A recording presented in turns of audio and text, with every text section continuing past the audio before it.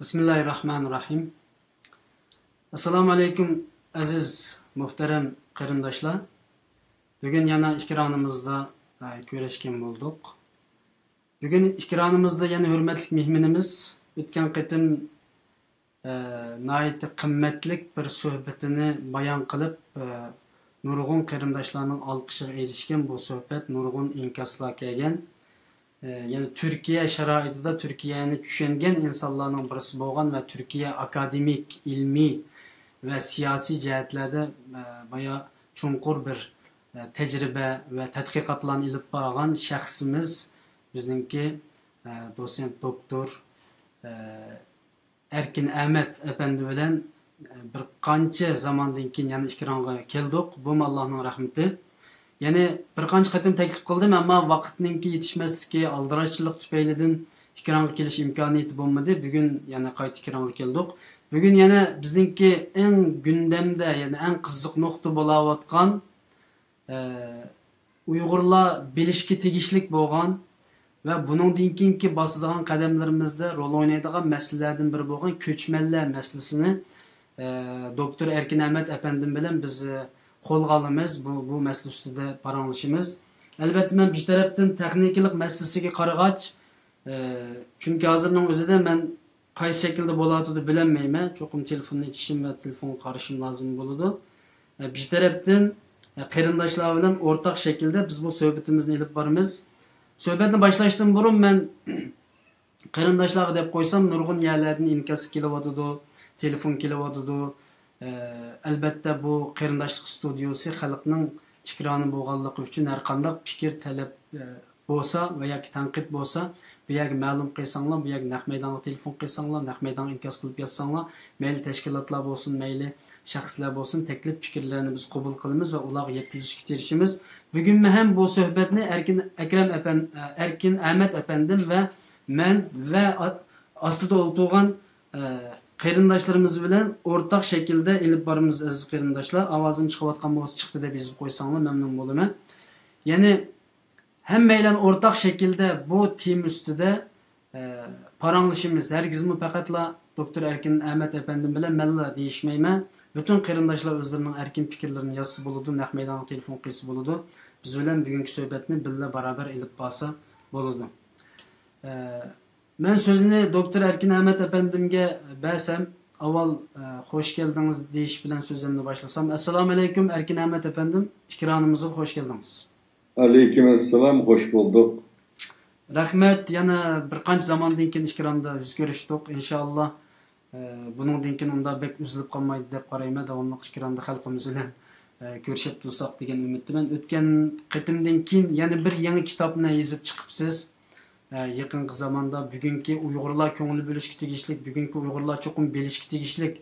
Bu nima ishdi deb u yerda g'aybat shikoyatlarning o'rniga mushu kitobdagi amaliy, haqiqiy voqealiklarni o'qish orqali xalqimiz 2014dan 2017gacha mandaq ishlar yuz beribdi bilmaganlar deb buningda kallasida aniq bir nima chiqsin, ilm paydo bo'lsin, ma'lumot bo'lsin deb siz bosh cho'kirib yana bir kitob yozib chiqibsiz. Bu kitobni cho'rdigan asosda va bu kitobdagi eng muhim temini cho'rdigan asosda bugungi Uyg'urlarning ko'chish harakati, ko'chgandan keyin qayerga ko'chdi, asosli ko'chgan o'rinlari va o'rinlardan birisi bo'lgan Turkiyaga ko'chish yo'llari va Turkiyadagi ahvolati to'g'risida bugun sizdan nihoyat aniq, amaliy, isbotli shaklda qarindoshlarga bir nima olamiz? Yani ma'lumot olamiz, sizdan belgi olamiz inshaalloh. Şun oldi bilan mush kitobingizni tanishtirishdan kirsak bo'lamdi? Elbette bu men yaqinda shu 2-3 kun burun Ankara'daki bu Akça neşriyatı deydigan bir çoğun bir neşriyat var. Bu neşriyatta 289 betlik Uygurlarınki 21. Əsrdəki Uygurlarınki dramması küçüş temisi de bir kitap yazdım.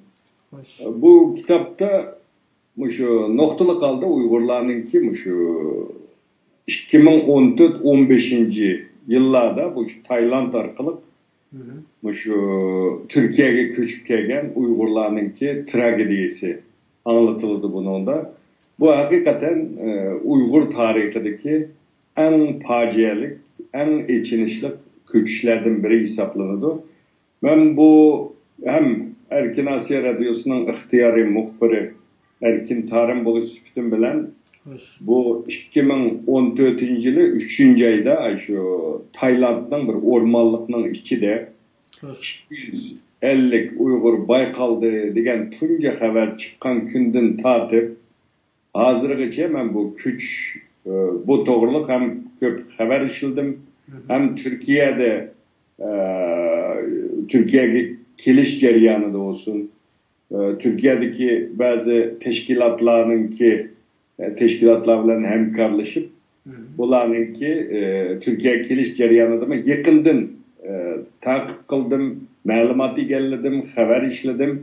Şu vakti dilan ben şunda bir kitap yazış fikri ben de peyda bolgan çünkü bu Uygurlar keliştim burun ben bir ilmi muhakeme yığınında mı şu Uygurlar tarihte kaçandın tatip küçük başlagan, nelerge köçken degan temalarda bir hatim bir makalem ilan kılıngandı. Bundan ki ben bu tema üstüde köp izlendim. İzleniş jarayonida hakikaten sizge ma'lum o vaqtlarda yani 2014-15 Xitoyning besimi intayin egir veya keçip kelganlarning ko'pi vatanda urug' tuqqanlari var. Bu yer kelganlarning qo'lida iqomat yo'q, yo'lda qo'q kelgan bo'lg'achqa bu kishilar jasorat qilib menga bu voqeani so'zlab berishga petinolmadi. Nayati qiyin vaziyatda biz bu ma'lumotlarni egalladik. Buningdagi men suhbat elib borgan kishilar, shaxslar, mayli radioda e'lon qilingan xabarlar bo'lsin, bularning hammasi haqiqiy yaşangan, haqiqiy bo'lgan voqealardan iborat. Ama bu asanga to'xtimi deyim. Men 2014'ten tatip 15'ten tatip hozirgacha 8 yıl jarayonida ko'p qatim Kayseriga bordim. Ularning ichida turdim, ularning hayotini ko'rdim. Mushularni bir suhbat shaklida buni yezib chiqdim. Hakikaten o'qigan odam 21. asrda insan hakları, demokraside bütün dünya, medeni dünya bu vaqtda söz kılıvatkan bunda bir devirde muşunda içinişlik ahval mı, muşunda içinişlik vaziyet mi bulamdı deb o'ylagadik. Acayip içinişlik hikayeler var meyli vatanda. Bular nima uchun vatandan ayrıldı? Yolda nimalarni ko'rdi? Türkiye'ye kelgandan keyingi hayatı nima? Kelgüsüden nimalarni kutudi degandik. Mush nimalarni ko'rdigan oldi elib berilgan suhbatlardan ibaret bir kitap yani. Rahmet, yani bu 2014'ten 2016'gacha yoki 2017'gacha jarayonda bizning xalqimizda jiddiy bir ko'chish bo'ldi siz deganga o'xshash. Balki bu ko'chishning oqi pardasida nima bor, nima yo'q biz shaxsan men bakchiq bilib ketmayman, faqat farazlar, taxminlar o'tirib qo'yildi. Xitoyning qo'li bormi deyildik, yoki yo'qmi deyildik, yoki xalq o'zi ko'chdimi deyildik. Ammo ko'pincha bunun stratejik tadqiqot ilib borganlik Xitoyning qo'li borligi ustida to'xtalgan bo'ldi. Biz endi so'zlasak bu Uyg'urlarningki ko'chish harakati belki bu 2014'ten burunla 100 yıl burunla başlangan. Eğer xalısınız biz qachondan beri ko'chdik buni biraz qisqacha şekilde deyishivetsek onundan keyin bu yeni ko'chishni bugungi ko'zimiz ko'rgan ko'chishga kirib ketsak deb o'ylayman. Yani Uygurlar bu asr tarixida. Elbette. Nəhayət yaxşı sual. Bu kitapdaki kiriş söz kısmıdır mı ben bu vaxt toxtaldım. Uygurlar 740'ta orhun yenisi boyuda Uygur devletini qo'ygandan keyin 840'ta devleti veyran bo'ldi. Bilasizlar, veyran bo'lgandan keyin Uygurlar 3 yo'l bilan ko'chidamdi.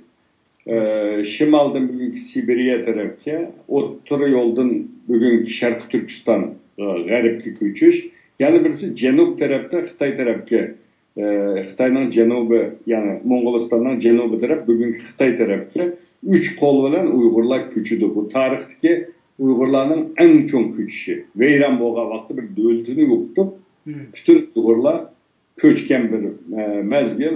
Albatta buning natijasida Sharq Turkistonga kelganlar, bugünkü Gansuga kelganlar, Ganju Uyg'ur davlatini, Turpan tarafga kelganlar Qo'cho Uyg'ur davlatini qurdi. Uyg'urlarninki yana bir ikinci bir parlak devre başlaydı. Bu en çok köçüşlerden bir tanesi.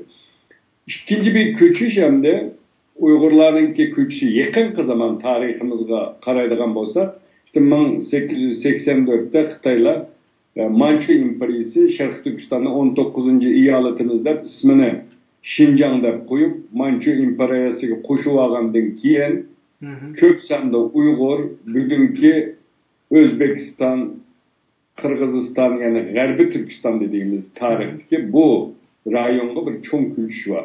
Bu köçüşünki sebeplerine karaydigan bolsak, hammasi siyasi, iqtisadi besim tüpeyli. Yani bugünkü okşap gitti Uygurlarning şu vaqtdagi tragediyasi mi? Hem de o mezgilden keyin hem de Türkiye'ye köçüş hikayesi bu bir ayrım bir temi süktüdeki program kılışka tegişlik bir nime 18. 19. asırdaki Uygurlarning köçü ve onun neticeleri doğrusunda köp narsalarni anlatış mümkün. Hem de Uygurlarninki men noktalı kaldı bu kitapta.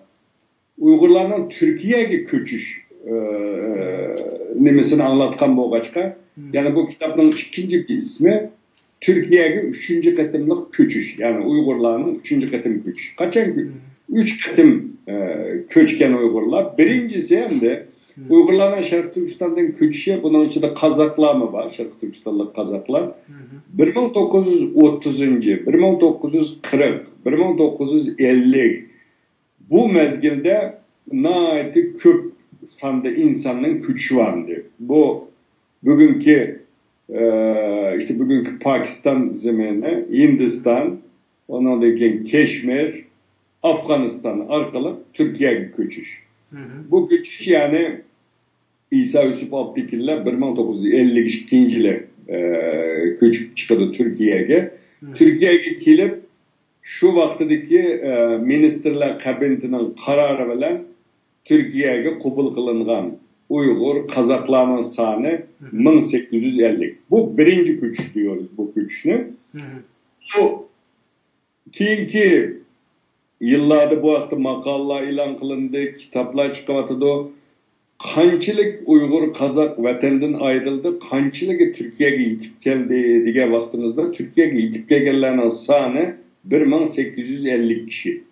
Yani resmi vatanda 50 kişide Türkiye geneldalıkka kabul kılınan kişiler. Bunun içinde merhum liderimiz İsa Yusuf Abdikin var, Mehmet Emin Buğralar var. Bunlar 1949 yılı Xitay, Şarkı Türkistan'ın komünist Xitaylar besi vargandan keyin Keşmir arkalı Türkiye'ye geçip gelgen kişiler. Bunlar vatandan işte 15 bin adamın ki vatandan ayrılıp çıkanlığı, bunların 1850 kişiden Türkiye'ye gidip gelgenliği doğrusu da malumatlar var. Ama bu işkençilik malumat emez. Hem de şu köç jaryanida biz 10 bin kişi çıkandık, mançilik kişi keldik degen ayında kişilerin anlatkınıga asaslanıp diye vaktimizde bu malumatlar var. Bu birinci köçüş. İkinci köçüş hem de 1959-60 yıllarda Kaşka, Yerken, Gulca.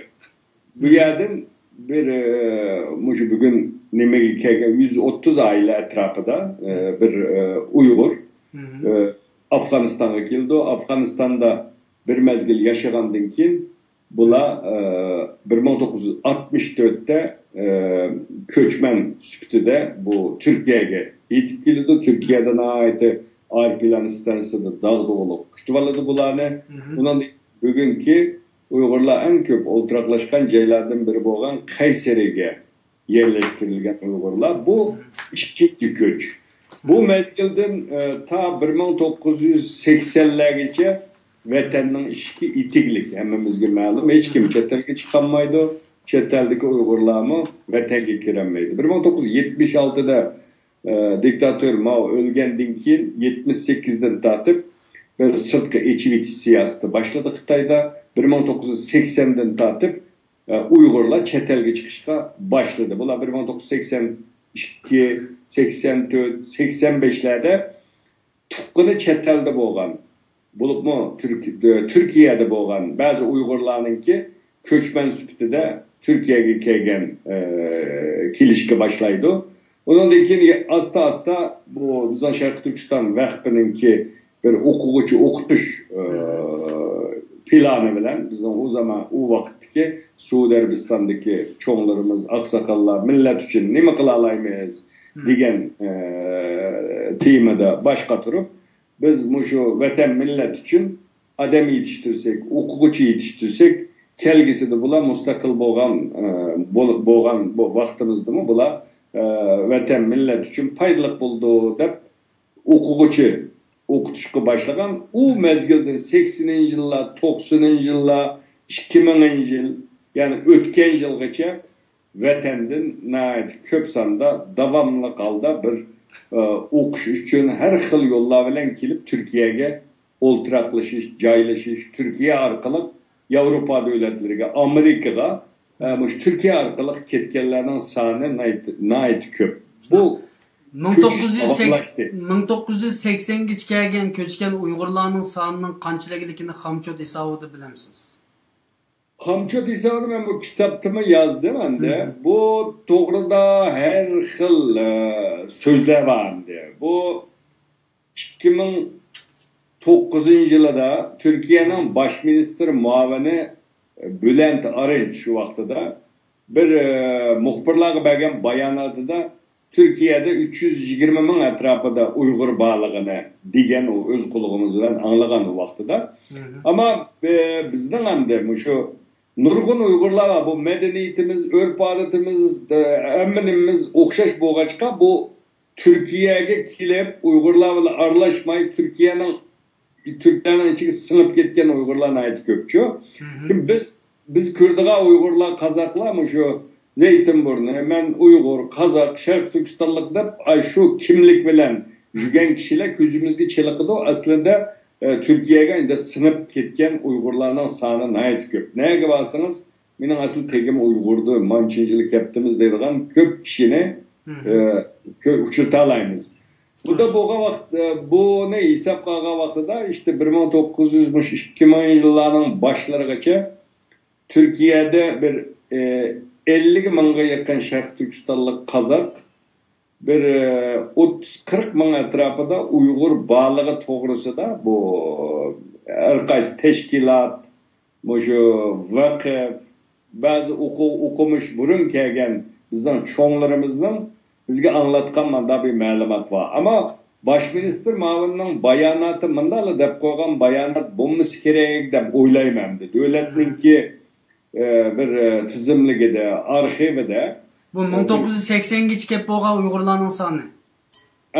80gacha kelib bo'lgan Uyg'urlarning soni u 1850 ular desak, keyin top guruh holida kelganlar ular 1850 u qaysiri kelganlar 130 oila atrofida u vaqtida shu 1300 kishi desak, şu 5 ming, 6 ming atrofida Uyg'urlarda ular guruh holida kelganlar.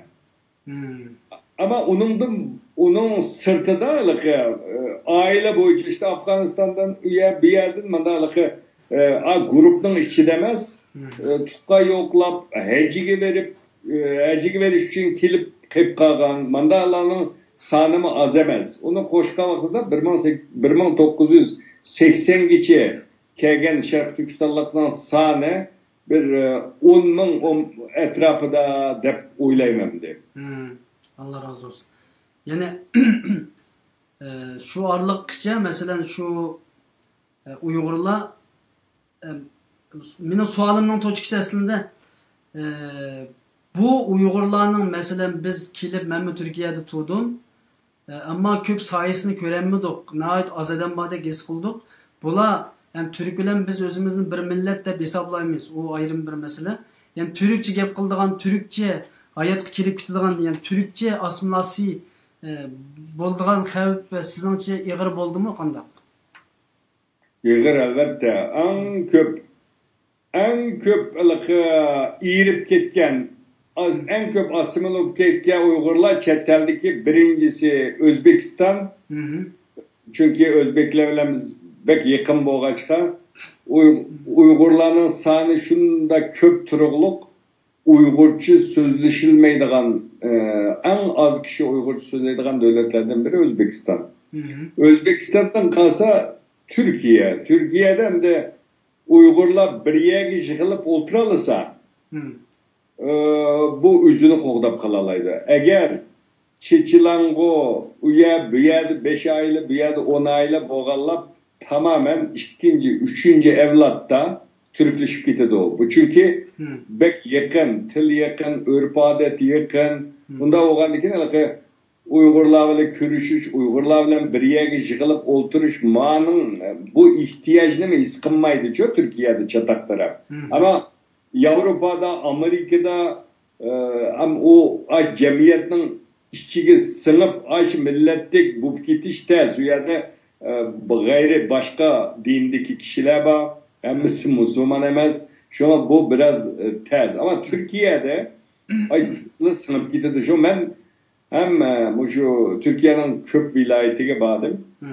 Yerlerde bunda sözleşsiz benim işte ata-anam bundan 200-300 yıl burun işte hecciye verip hecciden biz müşekil olturaklaşıp kaptıkemiz bizden tegimiz Uygur deydi o. O karısımız Bütünley Türkleşip ketken.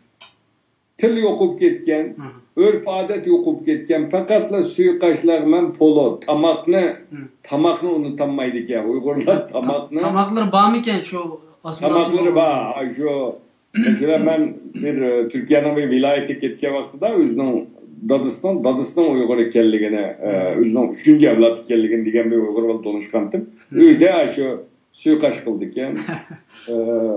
Sozup kıldığın lağmanını unutup ketken bolsun makarna hazır aşını koyup lağman kıldık. Yani bu tamak medeniyetini koldap kalganda bu da. Tamakımızın taşlamaptık da yanına.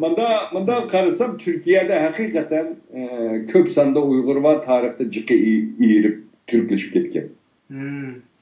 Bu siz bunun qanday qaraysiz? Uyg'urlar bilan Türkler asli qon bir millet aslında.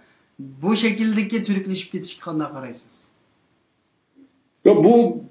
Bu pek doğru emas. Yani biz vatandaki ahvalimiz, vatandaki vaziyetimiz emmimizge ma'lum. Biz Türkiye'de biz Türkiye'deki rehberlerle uçraştığı vaxtıda mı bunu oturup koyuvatımız. Türkiye'nin bizge kılıp beraleydigan işi biz Türkiye'de yüzümüzden tilini, medeniyetimizni qoğdap qalalaydigan bir muhit yaratışımız lazım. Mesela bir Uygur yezisi yoki bir Uygur mahallesi şart. Biz bir yerde Uygurlar bir yerde olturaklaşmadığın müddetçe bir yerde yığılıp olturaklaşmasa Uygurlar Türkiye'de asimile olup tüyüp gidiyor. Şu an çokum buna emelge aşırışımız lazım. Türkiye'de dünyadaki en xatarlik ya Türkiye ekende Uygurlarga nisbeten. Sanki yakın olsa medeniyet bu cemiyet şuna sıktı maşında çok. Mesela bu mesela İran'daki Türklerine misal kılışka buludu. Mesela İran'dakiler bizge deydi o sizler ne mi degen yaxşı bu uyzanlarının tilini, medeniyetini qoğdap kapsılar deydi o. Ama biz Xitay'da bu Xitay bilen dinimiz okşumaydı bir. İkincisi biz Xitay'nın siyasetinin içi demez Uygurlar. Siyasette mi biz çetki kılgan çoğun. Onundaki iktizat, Xitay'nın iktizadi faaliyetlerinin içinde Uygurlar yok.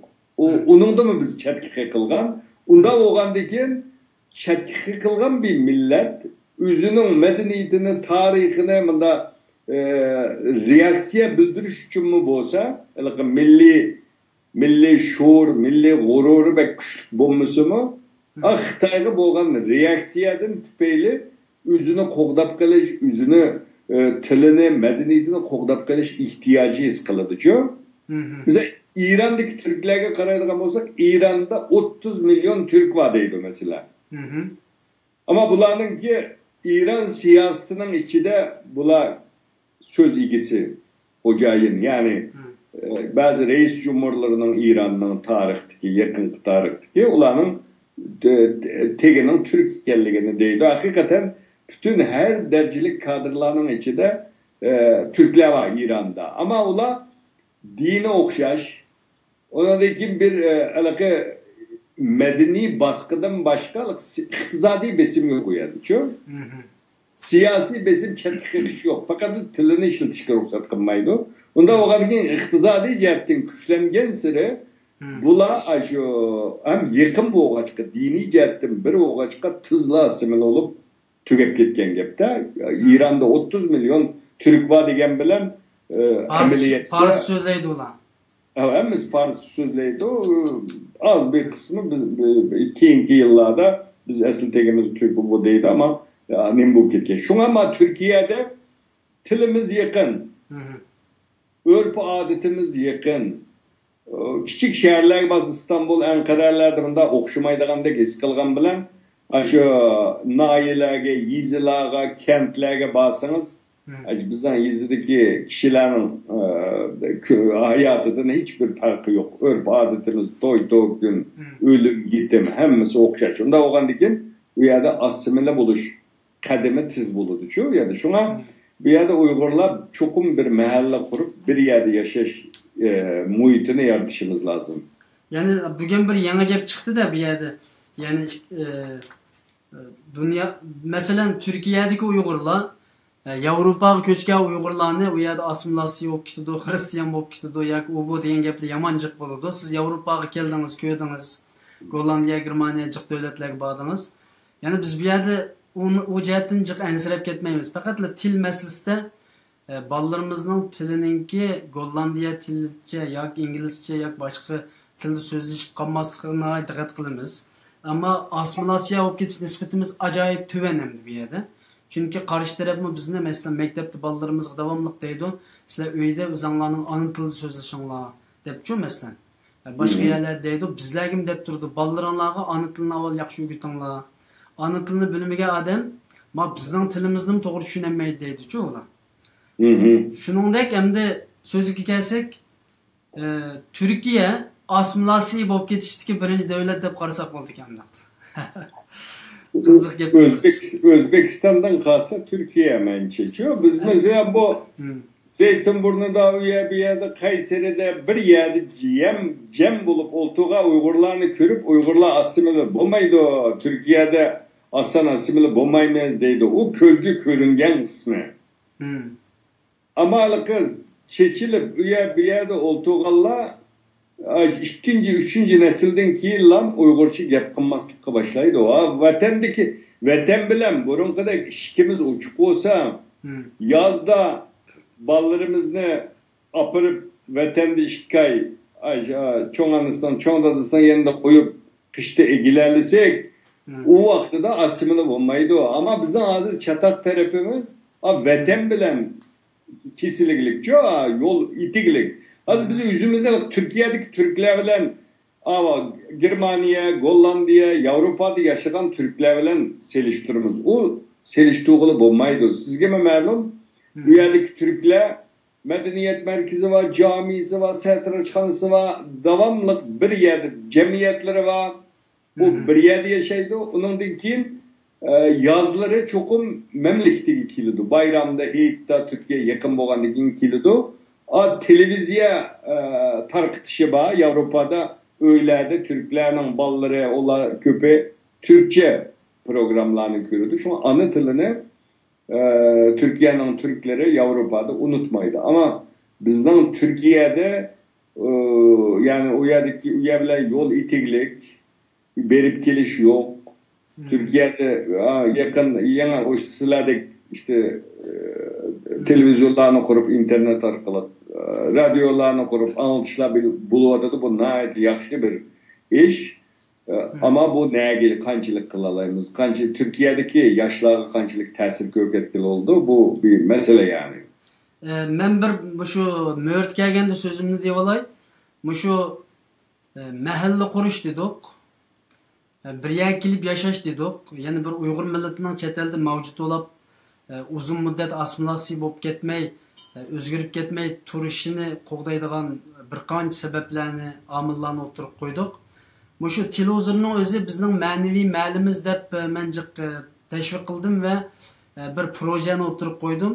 Agar bizning to'g'ri tuzgun shu turklarningidek bir TV kanalimiz bo'lib qolsa, inshaalloh butun dunyodagi Uyg'urlarning o'rtaq shaklda assimilyatsiya bo'lib ketmay mavjud bo'lib turishimizda %70% rol o'ynamdiki deb qarayman. Bu qanchalik to'g'ri bilmayman. Buningga qanday qaraysiz? Bir televiziyamizning bo'lishi bizning assimilyatsiya bo'lib ketmasligimizga qanchalik foydasi bor? Bu bek muhimchi. Bu televizyon, radio en yaxshi bir dünyada birla kanalımız olsa güçlük bir o işte programlanadi, yaxshi Uyg'urlarni jalb qildigan san'at, iqtisod, her o dünya haberleri, her nimede programlarımız bo'lsa, bu Uyg'urlarninki assimile bulup ketishini astılaştırdıgan, özümüzün tilimizni, örf adetlerimizni qo'g'dab qilishda en yaxshi rol oynaydigan amillerden biri. Bugün televiziya hakikaten dünyada Türkiye'de 3. güçteydi bu medya, akbarat, televizyonu. Mesela hükümetlerini yıkıp düşüreliydigan. Kanda hükümet hakimiyet beşirkesi aldı veren akbarat organlarını bulup televizyona kolu uçurdu. Televizyonun hocaylarına kolu uçurdu. Şularının kolu ile hakimiyetini qo'g'dab kaldı. Şuna bizim o kimliğimizde qo'g'dab kalish için çok güçlük bir televizyonumuz buluşu lazım. Elbette. Dünyadaki siyasi güçler olsun, meyli çoğun devletler, imperialist güçler olsun, köpüncüsü medyanı kolu uçurup aladı. Ne için bizim bu qarindoshlik studiyasını bugünkü kadar bir Biden birisi yoki bir akıl adamı yoki bir siyasi teşkilat büyük şekilde bir terakki kıldırış meselesi kolu düşürmeydi yani. Demek ki teşvikatı nispeten bek töven mi bizim yanımız? İşte bu bir an meselesi çoğu. Yani Uygurlar oltuğa vaxtıda sözleşimiz. Yani Kur'an-ı Kerim'de mi oku degende Peygamber Aleyhisselam oku degen vaxtıda fakatla Kur'an oku demegen hemen hemen oku degende o oku sözünün manasına ait keng manadısıyla yaxşı bilisizler.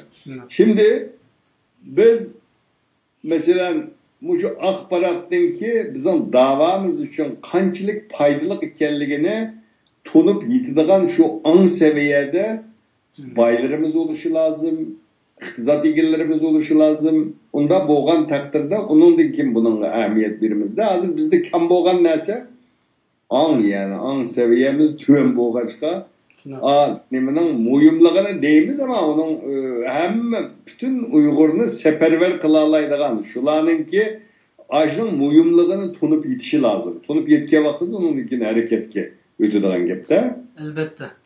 Rahmat sizlarga 1990 kelgacha Uyg'ur xalqininki Sharq Turkistondan ko'chish harakatini nihoyat qisqacha deb o'tib ketgan bo'ldik. 90dan 2015 kelgacha yoki 2014 kelgacha bir devatsak, herhalde birazdan oldim deyishdik, ya'ni haj masalasi yoki shaxsiy tijorat bu shaklda chiqib o'ltiraqlashga boshladi deyishdik. Agar buni qaytib qo'ydigan so'z bo'lsa qassak, bu 15 yillik ko'chish harakati. Bo'lmasa 2014-yildan tortib Uyg'urlar Sharq Turkistondan qanday ko'chirildi yoki o'zi ko'chib chiqdimi yoki ko'chirildimi, nima uchun degan yerdan boshlasak deb o'ylayman. Şu an bunun da aldın kısmına kıstırıp koşuk tegişlik bir narsam da bu Uygurlarınki Türkiye'ye boğan söygüsü şu Türkiye milletlerinin içinde en güçlük bir milletçi. Bu 2014 yılı Türkiye'ninki reis cumhuru o vaxtdaki başministeri Recep Tayyip Erdoğan Ürümçi'ye bağlı vaxtıda bu Türkiye'nin naydı danlıq bir obzorçusu var. Fatih Altaylı deydiğen. O obzorçu bir obzor yazdı. Ben obzorunu radyoda anlatkan o vaxtıda, Erkin Asya Radyosu'da. O obzoru da şunu deydi. Ben şunca yıllık jurnalistlik hayatımda nurgun devletlerge badımmış, Türkiye milletle yaşaydıgan deydi. Şu Türkiye'nin bunda yaxşı kürüdüğün Uygurladık. Bunda bir millet kürpak mı deydi. Şuna, Uygurlarning Türkiye'ye boğan küçüğü gün sayın küçüyüp köpüyüp mangançı. Şuna şu 97'de Gulcu vakası oldu. Gulcu vakasından keyin nurgun kişiler bir çaresini bulup pasport elip Otrasiyaga geldi. Başka devletlerge gitti. Bu yerden aylanıp köpü Türkiye'ye geldi. Onun için bir yerden Avrupa başka devletler gitkenler oldu. Keyin bu 2011'de bu 11. sentabr vakasından keyin yana Xitayla Uygurlarni xalqaro terrorizmning bir qismi deb e'lon qilib Amerika prezidenti George Bush islomiy harakatni terror tizimligiga olgandan keyin yana O'rta Osiyodan başka yerlerden nurgun Uygurlar yana Türkiye'ye geldi. Onun için ta 2009 Ürümçi katliamı mezgiligiçe bu köç devam kıldı. 2010'da bir 3500'dek 3000'dek Uygur'a Türkiye bir gerejdallık hakkı verdi. Yani bu sallağı karaydıgan bolsak bu mezgillerde ben 30 yılına yakın del 30 yıl oldu bugün Türkiye'ye gelip. Ha maşallah. 30 yıldan bu yan Türkiye'deki Uygurların sanı tızlı köpeydi. Bulup mu şu 2003'ten keyin 2009'dan keyin ondan restoranlar içilgiltuda hazır Türkiye'de nurgun şehirlerde İstanbul başta Uygur restoranları var. Uygur tamağı dese bilmeydiğin kişi kalmagıltuda Uygur dese köpeden bilip gitti. Şunu demekçi ben yani 2014-15'teki köçtüm burun mu bu köç devamlaştı yani. Gün sayın köpüyüp devam kıldı yani Uygurların küçü. Yani ben bu vatandik zamanımda her zaman Türkiye'ninki sanatlarını cık görüttüm. Ondan başka Türkiye küçüğünü cık küçüyettim de. Ondan keyin Türkiye'ye çıkandıkken vatanını küçüyediğen bulduk. Şuna okşagandek halkımız hakikaten rastlı. Şahsen ben bir adam öğretmeydik küçük vaktimizde biz Türk deydik özümüzde mesela. Demek ki Türkiye bilen veya Türk halkı bilen biz nahayet ciddi kiçikimizde muhabbet bağlayan bir milletimiz. Hoş. Ondaqda bu 2014'ten aldıdaki küçük şirketlerde yani kitaplarda toxtalgan bolsa bunun ketip koyduğun söz var mı? Çünkü birazdan keyinki qaytmaymiz aldığımız ketimiz 2014'ten aldıdaki küçükke. Ketip koyduğun söz yok ama şu 2009'dan keyin Xitayning Uygurlarga bo'lgan besimi küçeygenden keyin bu nurgun faqatlalıqı zulüm kögen Uygurlar emas. Mesela vatanda xili yaxshi idarada ishlaydigan puli va tijoratchilar hammasi bu Xitoyda pul topsaqmi bu vatanda bola chaqalarimizning hech qaysining kelajagi yo'qken biz hech bo'lmasa bizning bir putumuz Türkiye'de bo'lsin degan o'y bilan nurgun adamlar pulini bu yerga keldi, Türkiye'den uy oldi. 2009'dan 2013'gacha bu köç devam kıldı. Ama ne için Malezya, Endonezya arkalık, Tayland arkalık geldi degan temini onun için kitabımda onu anlatımamdı. Rahmet. Bunda 2014 yıldan tatip bu ya 2013 mi değil? Aslında bu 2014 meselesi bana benimki fikrim boyunca en zamanda qarindoshlar bilan mesela sırtı yıkıp жүрген bir ma'lumotlar qaraganda Afganistan'da Şarq Türkistan İslam Partisi'deki kişiler bu köç hareketininki dastlabki yo'llarni biz ochgan deganlar bor endi. Masalan, bu ichkirdagi qor yo'lni biz ochgan deb dastlabda Uyg'urlarning chet elga chiqishida Sharq Turkiston Islom partiyasi mush yo'lni uzun yil qo'llangan bir qancha yil, balki 2010dan burun bu yo'llarni ishlatgan bo'lishi mumkin ekan. Endin keyin bu neta Xitoymi bildi ekan. Ammo keyin biroqla bu Xitoyninki bugun endi bu yerga siz bilan men bir tochka qo'yishim kerak. Ya'ni bu 2014 boshlangan ko'chish harakatini ko'chirildikmi yoki o'zimiz ko'chdikmi degan bu yerga mencha biroz keskinroq javob olg'im bor yani. Şimdi bunga qisqa javob istayman. Men bu kitobni elbette men bular nima uchun ko'chdi? Buning aq ko'rinishi nima? Kimlar ko'chirdi buni? Bu to'g'riliq ben sohbet elip beriş jarayonida, kitobni yozish jarayonida bosh qatolmadim emas, bosh qatoldim. Ammo mening bu kitobni yozishdagi maqsadim bu Uyg'urlar qaysi yo'l bilan kelsin, bularninki ba'zi mingisi juyilib chiqqanlar bor deydi, ya'ni ko'ryapmiz. Boshqa yerlar ketganlar bo'ldi. Bunu hemmimiz biliriz. Bu kitapta mening bir akademik bir tadqiqotchi, bir muallim bo'lish suhbatim bilan buni yozishimdagi maqsad bu Uyg'urlarni ko'chishga sabab qilayotgan, ko'chishga majburlayotgan nima? Bu yerda Xitoyning siyosatini men o'tirg'i qo'ymoqchi bo'lg'achqa Uyg'urlarni men suhbat elib borgan kishilarning ko'pi bazısı hakikaten iqtisadi jihatdan nayta boy. Mesela birisi bilan elib borgan suhbatimda Qashqarning bir yezisida yashaydi, o'zi bog'van, oyda 3000 so'm pul bilan kirdi bir ishga, ay 8000 so'm pul topadi. 8000 so'm pul vatanda az pul emas. O'zi deydi, mening iqtisodiy ahvolim nayt yaxshi edi dedim. Bu adam Xotengi var edi. Qashqarda bu ayılı roman sağan bo'lg'achqa buni ayılı ko'chiga chiqolmaydi. Ko'chiga chiqsa, shu beshidikini elibla nim qildiga boshlaydi-da, endi qilishga.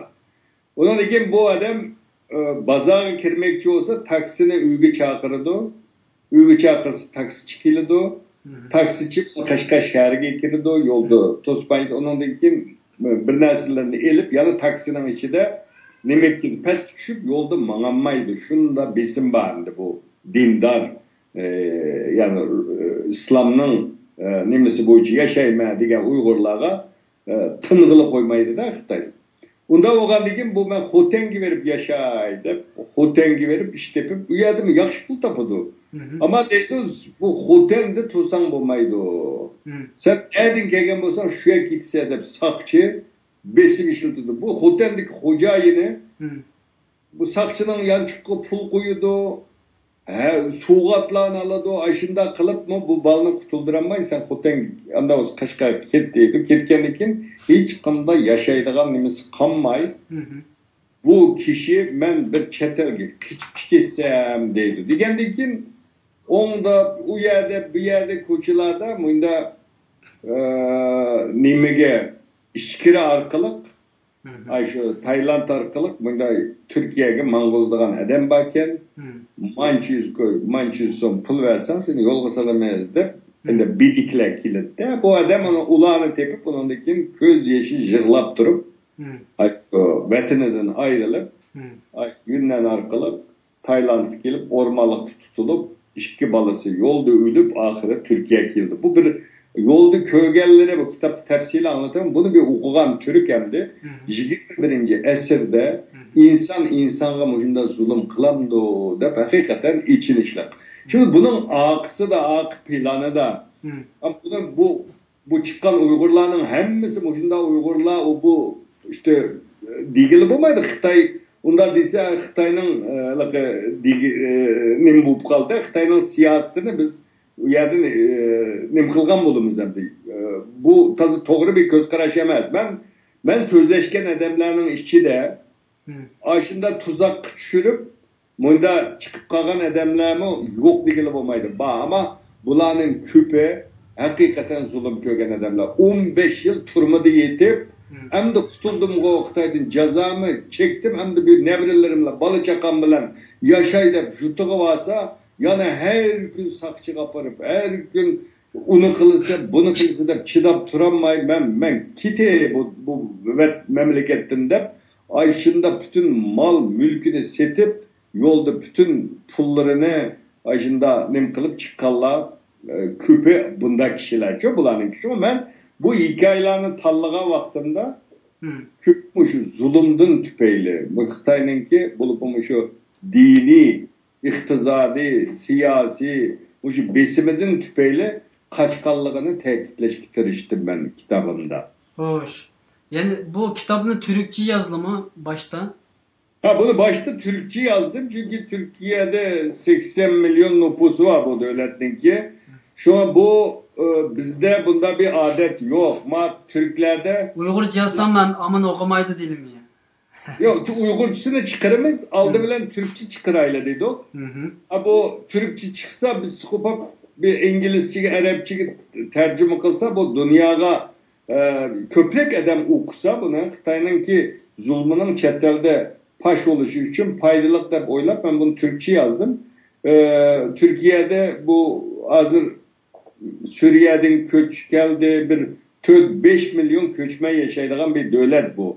Bir yerde bu köçmenlerin küpü ya Arap, Pakistanlık, Bangladeşlik başka devletlerden gelgen Türk kan sisteminden gelgen köçmenler yani nispeten bek az. Şuna Uygurlar zulüm kögen Türk kan sisteminden gelgen Türkiye millet boğaçka bulağı kızıkış bek köp Türkiye'de. Çünkü köprek adam okusa Türkiye'ninki Uygur siyasetine, Şarkı Türkistan siyasetine bir faydası bular mı degen. Bundan ne bileyim Türkçe yazdık bunun Uygurcusunu çıkarımız yakında Xudayım buyursa Uygurcusunu neşir kılımız. Bu şu cihetten muhim. Bizde nurgun vakalar oldu. Barın vakası oldu.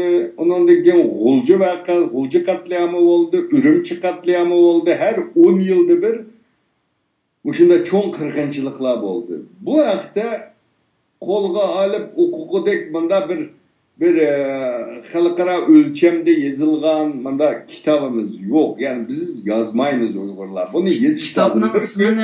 Kitabının ismini yanı bir tekrarlayıp değil. Uygur ballam soravadı qaysı kitap bu da? Kitabının ismi Türkçe 21. yüzyıl Uygur dramı göç. Uygurcası 21. əsrdəki Uygurlarınki köçüş tragediyası yoki dramması desek bo'ldi ekan. Shunaqmi? Aynen de tercüme kılsak oldu. Bu 289 betlik bir kitap. Bahasını mı sorap koyay? Bunun bahası 25 lira yani 25 lira degen şu 5 avro yani. Bek yazanken. Bo'lsin ma Yevropa versizlar bu kitapdan Yevropada sataylar inşallah. Yollayımız Xudayım buyursa bu şu cihetin muhim tecelli. Bu Gollan diğer işi çıkın ben mesul bolay inşallah. Ben ivete konuda. 5 TL'den mükafat besle. Bu çıtak yok. Bu şu cihetin muhim. Yani bu dünya bunda kitivemeydi. Bir gün Xitay'dan mı hesap soraydıgan adam çıkıdı. Şuna bunun bunda belgilevilen bu şu vatanda buluvatkanlarını, çetelde Uygurlar çekivatkan bugünkü şu içinişlik vaziyetlerini çokum roman yazalaydıganlar romanlaştırışı lazım. Jurnalistler bana okşaş bu şekilde sohbet edip beriş arkalık, hikayelerini toplaş arkalık, dünyadaki akbaratlarda çıkan haberlerini toplaş arkalık bunu Türkler tarihka not düşeceğiz deydi o. Tarihka bir hatıra kaldırıp koyuş lazım. Bunun bek faydası var. Bizde bu enene yokçu. Bu çetellerde Yamancık 11. sentabr vakası oldu. Dünyada minlerce kitap yazıldı. 11. sentabr vakasının bunun akı görünüşü neymi o budur. Bu hıl kitaplarını yazıp kaldırışımız lazım. Bunun bek faydası var. Şundak. Qarindoshlarimiz bazı savollarni so'radi-da, inshaalloh men o savollarni birazdan keyin sizlarga so'rashga boshlayman.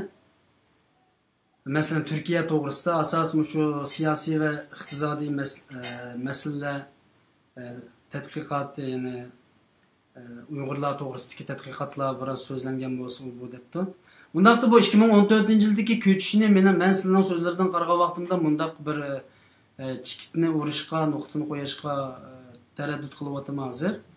2014-yildagi ko'chish tasodifiy Uyg'ur xalqininki o'zligidan qo'zg'alib chiqib qolgan bir ko'chish emas, ichki bir urg'utish, ichki bir qo'l va yoki bir boshqalarninki bir tashkillasi ostida, ya'ni yoki Xitoylarning tashkillashi ostida yuz bergan bo'lsa-mu, ammo nurg'un Uyg'urlar buningdan foydalanib chet elga u zulmdan qutulib chiqilishiga yordami bo'lgan bir kuch deb tushunsam bo'lamdimi? Şu an bununki mutlak bir şekilde bu 2014-15 yılı Malezya, Tayland arkalık çıkan Uygurlar manda deb hüküm kılış taraftar emez. Ben çünkü cik adam bilen sözleştim. Hoş. Bu sılı digendik, bunun içinde her hıl sebepler vardı. Bulanın burada kilişi demdi. Ama saydım bir adamın çıkışı normal çıkan vatandaşlarının ki Uygurların ki mesela ola aktif bazı hareketlerinin içinde bazı yerlerle bunda alakası bulmuşu mu? Bunun arka plandaki kişilerde bazı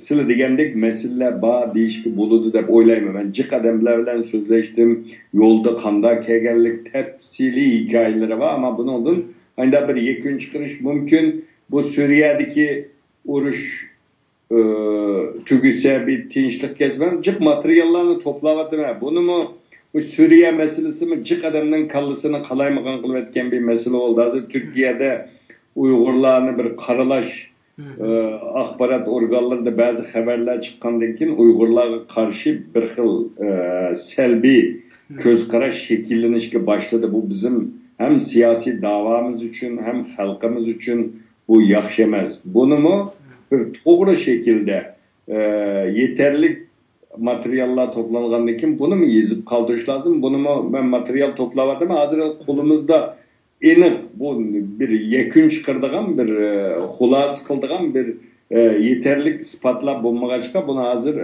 bu çokum manda deyiş biraz kıyın ama bunun her hıl sebepleri var dep oylayım ya. Orta Asya'daki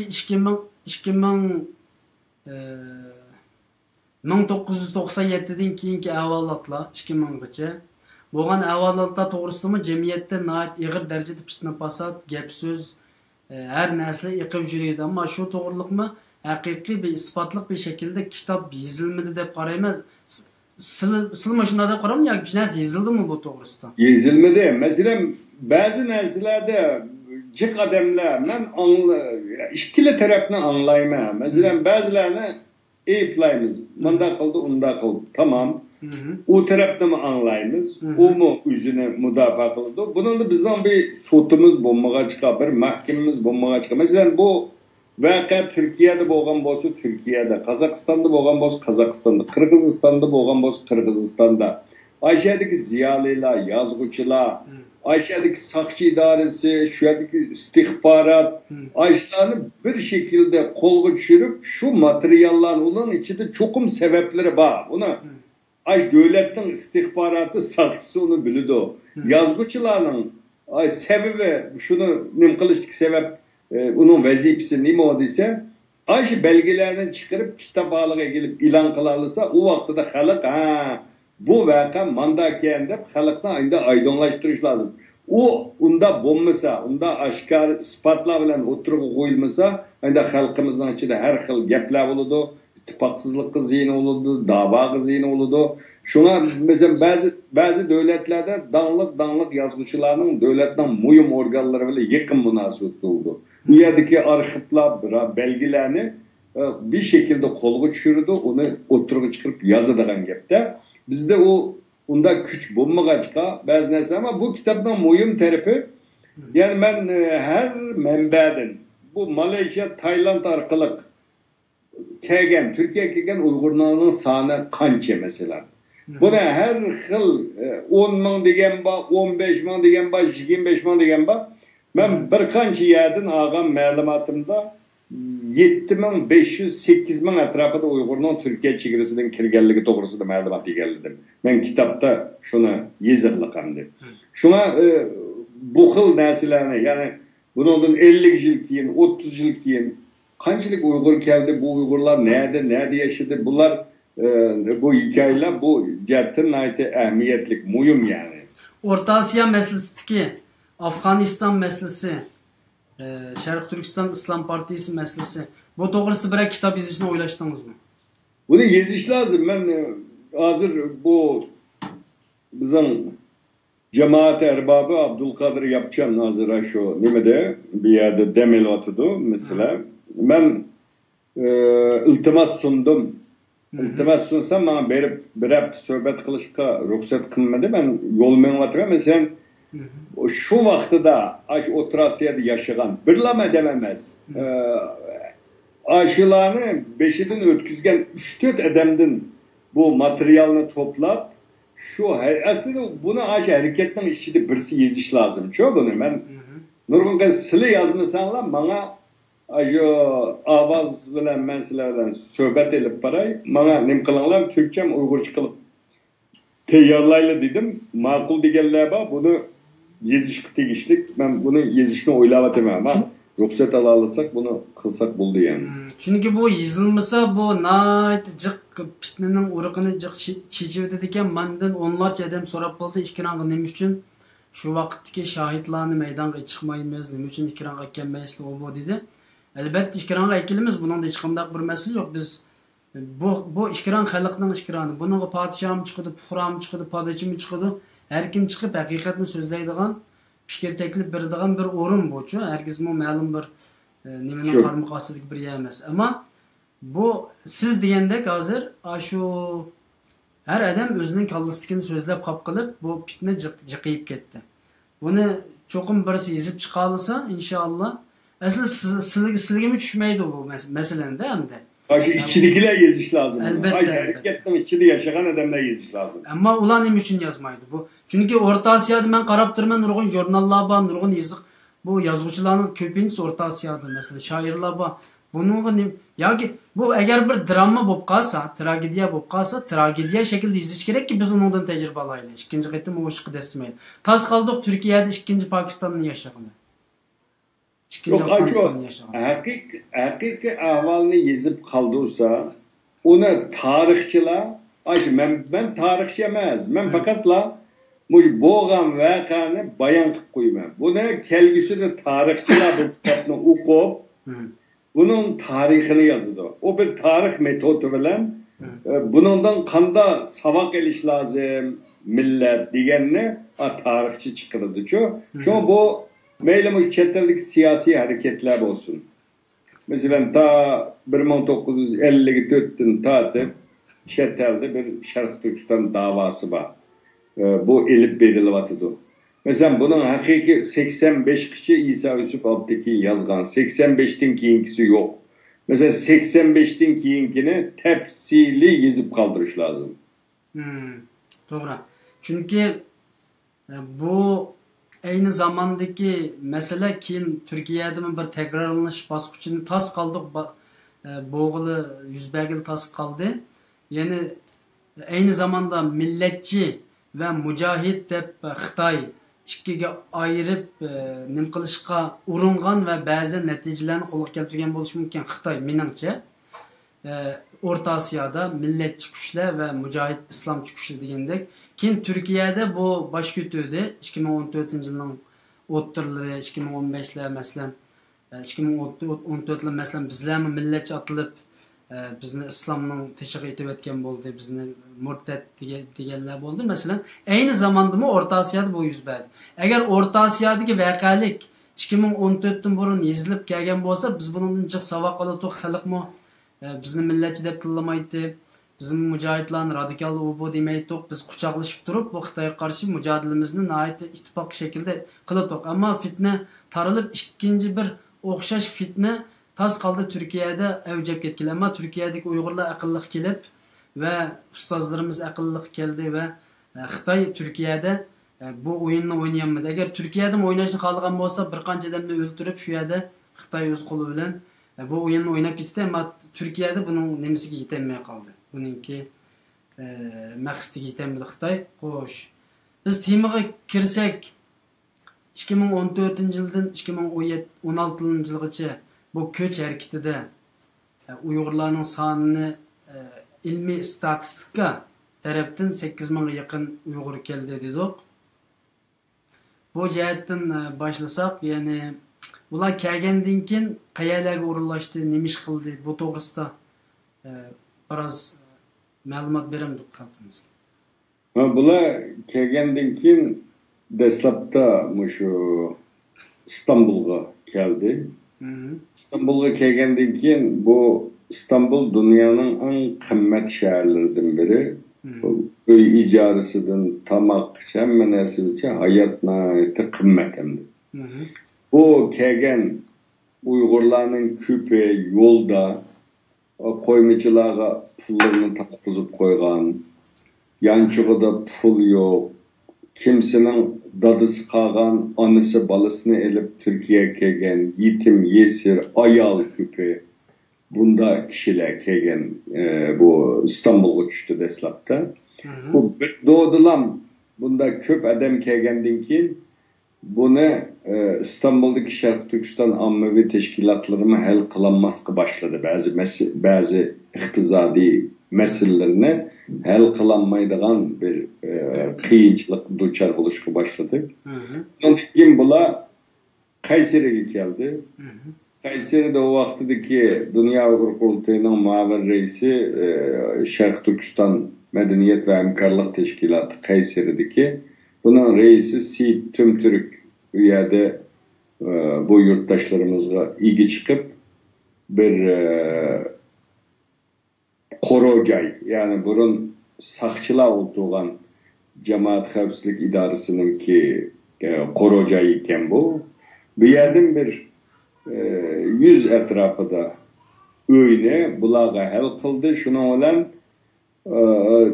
İstanbul'da iqtisadi kıyınçılık aslında kalgan, pulu yok, pulunu yolda tatkızıp koygan, koymacılara tatkızıp koygan Uygurlar bu Kayseri'ye geldi. Bu bir mahalleydi bu ya. Bu kitapta bu mahalle hakkında nurgun malumatlarını verdim. Bu mahalle kelgandan Uyg'urlar bu yer bir Uyg'ur mahallesi yaratdı.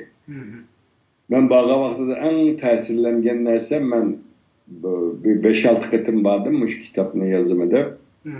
Qisqa vaqt ichida bu yerga bir cami saldı. İçerideki Uyg'urlarninki tirishchanligi, onunkin Türk ommaviy tashkilot. Bu Türklerdeki en yaxshi bir ruh bizde yok yani Uyg'urlarda yok bir narsa. Bularda iyana toplaş, hemkarlaşış, birbirine yardım kılış bunlar. Biz Uygurlar elip ügünü bir işini ügünemegen kültürümüzge bir iş kültürü sığmagen biz geçiyor ama Türklerde bunlar. Nime basam baş Korocay'ın içinde Türkiye'nin 200-300 kilometre, 500 kilometre uzaklıktan bazı ommaviy teşkilatlar un, gürüc, yağ, hatta oylağa varsam 2 Türk koy soyup koyunun göşünü takip tuttu bizim Uygurlarga. Şunda bir kerindaşlarımız keptu. Bu musafir bir yerge bizden meminimiz. Biz yardım kılmasak olmaydı dep hatta başlangıç otur mektepten okuguçuları aynı yardımlarını maşinler bilen ekilip başla ballağı takatkan aynı görünüşlerini görüp gözümge yaş aldım. Onun resimlerinin hepsini kitapta koydum. Bunun sebebi nemeydi o şeyde küçükken toxtalsak? Uygurlardaki iliş, kölep kılış, beğenmezlik meselesi nemiş kaşında bop kaldık biz. Yo, biz uzun yıllık müstemlike başka milletlerinki başkuruşu aslında yaşadık. Ama Türkler de şu Otur Şerik'te Bak Türkiye Türkleri, İranlıklar başka milletten boyunduruk astık kirpakkan millet emez. Çünkü o 626 yıllık Osmanlı İmperiyası hakimiyeti mezgilede bularda vakıf kültürü var. Mesela ölse biri Balaçaklılara işimiz yoksa bütün mal mülkünü bir vakıfke bağışlaydı çünkü şu iyanı kıldı. Yani kıl deydi o benim şu mal mülküm bilen ya kitap neşir kılanlar, ya balı okutanlar, ya yetim yesirge yardım kılanlar da vasiyet verirdi. Bunun gibi hem o vakıfta nurgun adam işleydi, maaş alıp cam bakıdı hem cemiyetke faydalı iş kıldı da bizde o uzun yıl müstemleke başka milletin boyunturak astıda hem şunda diktatör, dünya medeniyetinden uzak, muşunda bir milletin kol astıda kalgan boğaçka bizde o kültür şekillenmegen yani. Ama biz İslam davasını cıkkıyan bir millet. Mesela İslam'da bağ o hoştan aç yazsa sen tok yazsan bu maydı deydiğin İslam'da bağ o aynı adım akidede. İslam'ın ki asaslık 5 perzinin birisi beriş. İnsanlar beriş. Onundan keyin o hadislerde mi acayip çık deyilgen hem hatta bu kesel davalaştı mı berişni bek asas kıldı bizim dinimiz. Mesela bir adam kesel olup kalgan bolsa onu sadaqa beriş qilib boriydi bizim peygamberimiz. Ama bu İslam'ni Türk milletiga yaygan, kavimlerge yaygan bir millet, İslam davası qilgan bir millet. Yani dini taraftan biz bu yani milli kültürünü davatlısı lazım. Ama dini taraftan mı biz bundan qattiq mağlup boldik. Şu. Beriş meselesi.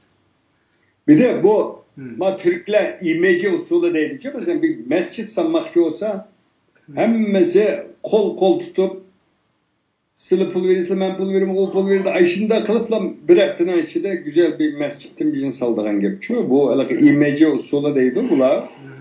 Sizde mesela o Xitay'ın uzun yıllık bu boyunturuk aslında birbirine işlenmezlik, birbirine boğan işençsizlik, nurgun muşunda illetler bizge sınıp gittikten şu mesela kollektif iş kılış kültürümüz terakki kılmagan. Mesela öz başımızga 2 adam, 3 adam kılımız ama kollektif bir hareketin tesiri takımı küçük oldu. Çünkü bu mesela bir cemiyette %20% adam teşkillengen olsa, teşkillik bu %20 nüfus, teşkillenmegen %80 nüfusuna başkuralaydı çok o demeler bu teşkilli toplum dedi. Yani 7 milyon Yahudi 500 milyon Arapni bozak kılayotgan okşaş demeksin. Ha şöyle teşkillengen cemiyet başka bir yani. Şu Xitay bize teşkillenmemlisin bula. Bula bunda bir müştek bulmamlısın dep aramızda pişti saladı, onu kıladı, uyçu deydi, buçu deydi. Aynı bölüp parçalap bizim başkanı siyasetinin tarihten bu yana ilip gelgen bugün mü kılvatı bu. Şuna bizde bu mesela şu Kayseri'deki muşuların ki nemisi de benim en tesirlengen nesim. Hazırgacha mesela 4-5 yıldan yakı Türk Ammevi Teşkilatları, devlet bulağı hiç kanda yardım kılmadı yani devlet elektrik, su, gaz deydiğen nimelerinin pulunu bütüp bazı yardımlarını kıldı ama Suriye'den gelgen musafirler okşaş hükümet bir kanun çıkarıp bulanı haksız davalaysa manda maaş birimiz, öy birimiz, çidirsek birimiz manda bir siyaseti bulmadı Türkiye'nin. Ama Türk halkı bulağı kucak açtı, bulağı kırındışım dedi, yağ, su, goş, hemen ekilip aşağı taktıp, hatta tenterbiye, beden çanıktırdığın öylerini kurup, cami, mektep, Xalasan Kur'an ögen, til ögen. Bizning qarindoshlarimiz Mishal so'zlarini kesib o'tay, inkos qilib yozyapti. Bu sizlarning bu qarashinglar xato. Uyg'ur xalqi beradigan millat, berib ko'ngan. Ya'ni vatanimiz Sharq Turkistonda jamiyligi 5-10 ming ko'ydan pul berdi. Sizlar xato tushunchada deptiken Allah razı olsun dedim bu qarindoshlarımı, yani bu ekran orqali deymiz. Yok, o biz Uygurlarning hammasi mayada bir xato tushunish bor tejalli. Bu biz demoqchi emasmizki Uyg'ur biz uni ko'rdik 80'li yillarda mektep saldı, cami saldı, pul berdi, Uygur'un bayları gitti. Mesela Xotendimi bir yerde yer devriga vaqtida mashinalar bilan Ürümçi'den adamlar berip bayla un, gürüjlerini berdi, onu ko'rdim, ben ta'sirlandim. Bu kültür şekillenişke başlagan bizde. Ama mening demoqchi bo'lganim, ma Türklerde bütün cemiyetin katlamlarına sığmagan demoqchi. Shundoq. Ya Türklerge şahsen vermekte o degan ma'noda emas bizning demoqchi bo'lganimiz. Men kesib ayta olmaymanki Türklerdek biz berishimiz mumkin emas. Bu Türkler bizden asmanzımın farqida berdi ekan.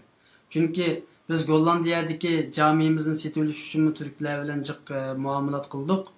Türklerning eng kambag'alimi shu jamoatga bir odam kelib, eng kambag'al odamning qishiq birisi kelib, ma jami salimiz ya mal yardım lazım dese, yançıqda 5 so'm puli qolgan bo'lsa, shuni berib ekan. Men shuni ko'rdim.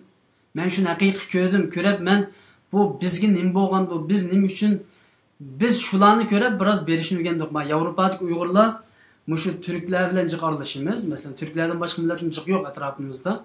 Arablar va Türkler va Arablarmi bermaydi ekan. Jiq bermaydi ekan, boshqa millatlar bermaydi ekan. Ammo bu Türkler beraverib bizni xijil qilib etdi. Shuning bilan bizmi xijilib biroz berishni o'rgandik. Mushu Yevropadagi Uyg'urlar bek yaxshi hozir ham Uyg'urlar Turkiyadagi yetim Misrlar bo'lsin, mayli boshqa yerdagilar bo'lsin berib o'tadi. Allah razı olsun. Sizning qo'shimcha ketib qo'ydigan boshqa masalalar bo'lmasa men timi qaytib kelsak deyman, bek yaxshi parang bo'ladi deyman. O'sha masalada bir narsa qo'shib qo'ymoqchiman. Mesela hozir mushunda cemiyetlerinin, mush Türklerdek bazı bunda milletlerinin bu ilg'or tarafini o'rganishimiz lazım. Ama biz o'zimiz tanqid qilishni bilishimiz lazım. Biz Uyg'urlar ulug' millat, biz birimiz, uni qilimiz, buni qilimiz deb bermagan odamlarmi jiqandi. Bularni mesela biz cemiyette umumlaşkan bunda bir kültürümüz var mı? Bunu biz o'ylashimizga tegishli. Mesela Türkiye'nin şarq tarafta kambag'al yizilar var. Shunda kambag'al. Ankara'da bunda baylar o'tiradigan mahallede her aile şarq tarafta bir kambag'alning balasini o'qitadi. O balani ko'rmaydi o'qar. Ular aşağıdan bir balani tep beradi. Bakıga ayda işte az bir pul emdi. O aş kambag'al bola uchun o cho'ng pul. Meyada bir az pul emdi bu.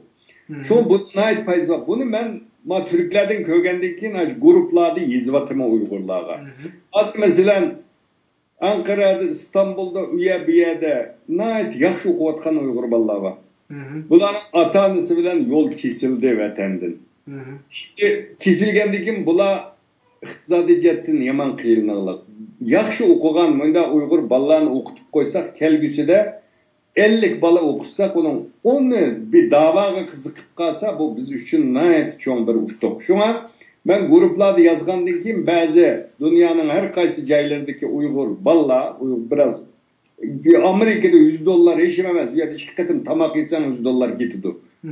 Unda bo'lgandan keyin Yevropada 50 avro unda cho'ng pul emas, hamda uni bir oyda 50 avro versa bir Uyg'ur hech qanday uningga nimasi bo'lmaydi, ta'siri bo'lmaydi. Shunga mesela bunda bolalarni biz bir teşkilat yig'ib o'qish puli berayotganlarmi bor? Ularmi qilsin? Mesela o men teşkilatga bermay, bunda udul bir bolaga yordam qilsam, pulni evet lan bir bola o'qitib qo'ysam deydigan Uyg'urlar bo'lsa, men bu Tecelli'nin televizyonu arkalı hammalarga deyman. Mesela biz aynı bolalarni tepasek, shular bilan o'zinglar aloqa qilishsizlar. Neticesini sizlarga WhatsApp bilan her ay dersden qancha nomer aldı, iversin mesela. Ayda bir o'quvchiga $50 beralsanlar, $100 yordam qilsanlar, bu millet için en çok hizmet. Bu mushunda vatanni millatni mushunda qo'g'dab qolamiz. Bu ruhni o'rganish lazım. Türkler Dünya Uyghur Qurultayınınki hoş. Dünya Uyghur Qurultayınınki kalemdarı yani katibi deyli hesapta pütükçisi muş qurultay başlap bəzi yaxşı bulmamdı bu hizmet. Yani mesela yakında Doktor Kahar Barat efendim bilen köreştim. 5 tane balını ben bekıvelip yani küçük balını ben şu Ali mektep magister doktor boğucu ben okudum degan bədini yani bizim stüdyoga onu ma'lum qilgan bo'ldik. Biz onu o'qishyapmiz bolalarni hozir. 5 balını ben okudum. Doktor boğucu o'qitadigan bir nima yani nima deymiz proje. Buni qilamiz deb nim qildi. Shunga o'xshagandek Dunyo Uyg'ur qurultiyi mushundaq bir xizmatni boshlab bergan bo'lsa, har bir Uyg'ur bir yetim bolani yoki bir o'quvchini o'qitadigan, yani Yevropa, Amerikalardagi yani boshqa qit'alardagi. Mushundaq bir ishni boshlab berish ehtimoli bormi? Yo'q, buni biz Dunyo Uyg'ur qurultiyida muzokara qilsak bo'ladi. Zaten biz Dunyo Uyg'ur qurultiyininki sekretariyasi bunu sükutim bilen ben bunu Dunyo Uyg'ur ba'zi yerde Dunyo Uyg'ur qurultiyi nomidan ba'zi vaqtida o'zim bir muallim bo'lish sükutim bilen bunu qilvatıman. Ama Dunyo Uyg'ur qurultiyi bunda qiladi desa, alaqi jiq Uyg'urlar siyosiy tashkilot bu Dunyo Uyg'ur qurultiyidan olsak bo'lmaydi deydigan manda bir qo'rqadigan bir masala var. Şuna biz alaqi en yaxshi yo'l, mesela bazı Uygur ayda okuş pulu verdiğin teşkilatlar birivatı da ola Allah razı olsun. Ayda o kadar 5-4 yıldan yakın mesela Uygur Akademisi tevfik mükafatı da Uygur ballağı birivatı da bu hizmet takdirleşki arzıydı. Ama bazıları anda teşkilatın asam kiyin bir biçim bulamı yani bu depmanda bir Uygur balladı bir çekiniş var. Çünkü ben cıkıvelen sözleştim. Şu ben halık Allah eğer bazı Uygurlar Dunyo Uyg'ur qurultiyiga pul verenler biz o'quvchilar o'qitamız dese pul vermeslik mümkün biz geçiyor. Şu anaqa özleri udul berse manda yardım qilsa bo'ladimi deb bu mu bir yo'l demekçi ben. To'g'ri. Gayet yaxshi bir fikrim chiqqan bo'ldi. Men chunki bundaq savollarni so'rashimda ham shu gap qiyg'ich orliqda amaliyatni biroz qilayli deb shu ba'zi masalalarga kirib qolaman. Gayet yaxshi bir avval inshaalloh. Chunki mushundaq planlar o'tirib chiqqandan keyin asta-asta xalqimiz buni iddisida to'g'ri topgan kundan tortib, undan keyin berishni o'rganadi. Rost degandek Yevropada turmushimiz bek to'van emas, hamda Uyg'urlarning har oy zodi bir Uyg'ur biraz pulni Uyg'ur mücadelesiga, Uyg'ur davosiga, Uyg'ur xalqiga cho'qim beradi. Men kesib aytalayım bu yerda. Mayli Yevropadagi Germaniya, Gollandiya, Shvetsiya, Belgiya, Norvegiya, Avstriya va undan jiroq yerlardagi Avstraliya, Shvetsariya, Fransiya, Amerika, Angliya hamma yerdan beradi. Ammo nayt az. İnşallah kelgusi zamonda cho'qim Uyg'urlar berish orqali o'zining kasallarini davolaydi, berish orqali Allohning oldidagi qarzini ado qiladi, berish orqali xalqining, vatanning oldidagi qarzini ado qiladi deb o'ylayman. Xo'sh. Undaqda yana shu 2004 bilan 2016 yildagi Turkiyaga o'rnashgan Uyg'urlarning masalasini desak, uningdan keyin o'rnash bo'lgandan keyin bu Uyg'urlar nima ketdi, nima turdi, nima ish qilib o'tdi? Bununla bir kıskarak cevap verişini kalayım. Hazır hem de bu Uygurlar buraya gelgendik diyen bunların küpünün kolu da pasaport mu yok? İşimiz yok. Bunlar şu Vietnam onun diyen Tayland arkalık bunda gelgen vakti da küpü kolu da pasaport mu yok? Aynı çıkan adamlar bu. Ben diyen bunlar Türkiye'ye kirgen vakti da bulanın koluğa şu nemeden Alplan sitesinden kirdiği vakti da İstanbul valiliği namıdan bir kağıt verdi bulanın koluğa. O şu kağıt ile yaşadı bulandı. Yaşadıkken bular kelgendikin nurgun kıyınçılıklar var. İkameti buluşu lazım. Ballarını okutuş için kolda ikamet bulmasa o ballarını mektep kalmaydı bir yerde. Onun için hizmet yok. iş yok, yatıdığan öy yok. Bunu neydi kıyın eval. Bir doğdulan 8 min 10 min adam kelgendi kim bu yerdeki Şarkı Türkistan ammavi teşkilatlarımı bununla nem kılanmadı yani. Bunu kılanmadı bu mesele. Onda oğandan kim şu hükümet bilen sözleşip o vaxtdaki hem Dünya Uygur Kurultayı'nın bu yerdeki vekilleri hem bu yerdeki Şarkı Türkistan ammavi teşkilatları hem Şarkı Türkistan Mağrip Teşkilatı olsun, Şarkı Türkistan Vakfı, Kayseri'deki Şarkı Türkistan Medeniyet ve Hemkarlık Teşkilatı bu teşkilatla hükümet bilen alaka kılıp hükümetki davamlık değişar kılıp pey bularının ikameti el oldu.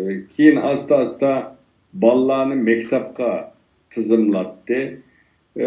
Meseleler men asas bu ijtimoiy meselelerden çık sormayım çünkü Avrupa'dan Türkiye'ye berip kelayotganlar Uyg'urlar intayin ko'p ijtimoiy masalalar hali uzun yildan beri deyilyotdi, xabarlar chiqyotdi. Yani biz bilmaydigan maxfiyatliklar ve siyasi meseleler ve mesela şu Türkiye'den başka devletlerge ketken bu meselelerden biraz to'xtalsak deyim. Çünkü Türkiye'deki Uyg'urlarning bugun nima ish qilayotganligi to'g'risida chiq so'ramayman. Ammo bir qarindishimiz telefonda saqladi hozir. Biz uning so'zini anglab baqsak, undan keyin sizlar ash masalasida to'xtalgan bo'lsa bo'ldi. Assalomu alaykum. So'zingiz bo'ladi. Mening demoqchi bo'lganim endi men yaqin 2 qatim berib keldim Turkiyaga. Hozir shu iqomati yo'q. Qiyinchiligi bor bolalarda og'ir. Bularga chiqish yo'li tepib berishimiz eng muhim gap. Bu yer chiqish yo'li deganim butun o'zgartirishimiz kerak. Ozroq pullar emas. Yo'l tepib berishimiz eng muhim hozir. Mesela jig'doq, pul berdik. Mesela ben hücretlerim bu teşkilatlar vardım aşağıdaki bazen medreselerge. Peki ümidsizleniş ahvali bende bek ağır. Şunun için 2 balına okuş pulunu töleverdim medrese puluyla. Ama bunu onlarla şel olmaydıganını his kıldım. Pul jig'ish kızabilen emas. Yol tepip berişimiz gerekken. Özünü kamdiyalıqdak bir öner ögütemdi. Yoki qanday qilamiz yoz sirtqi chiqsamdi boshqa davlatlarga Yevropalarga bunday ahvolda yordam berganimiz yaxshi ularni qo'sqini hal qilish bilan boshqa narsa hal bo'lmaydi ekan bularning qalli o'chilsa hisobda qo'saqdan eshinganda kalla anadagi kallaga bir narsa qo'ng'idak bir madar kirdi qo'saqdan eshinolmagan nihoyat qiyinchilik holatga bolalarimiz shunday chiqqan bizniki bu yerda masalan falsafani so'zlaymiz biz ammo amaliy ishnimi yo'l tepib berish kerak deb o'ylayman men. Hoş, başka Türkiye'nin ahvalı pek ağırken. Başka bir soraydigan sözünüz var mı? Yok. Yok. Yok. Rahmet. Allah razı olsun. Hemşehrimiz Nait dadıllık bilen özünün fikrini oturup koygan oldu. Salam kıygantı ama avazı çıkmaya kaldı. Hoş, sözünü özlerine koyup birim. Aleykümselam. Bu hanımın degeni Nait doğru. Bu Elbette Türkiye'ye 3 yerim, Türkiye'deki Uygurların ahvalı, ben 30'una yak bu yerde yaşavatım.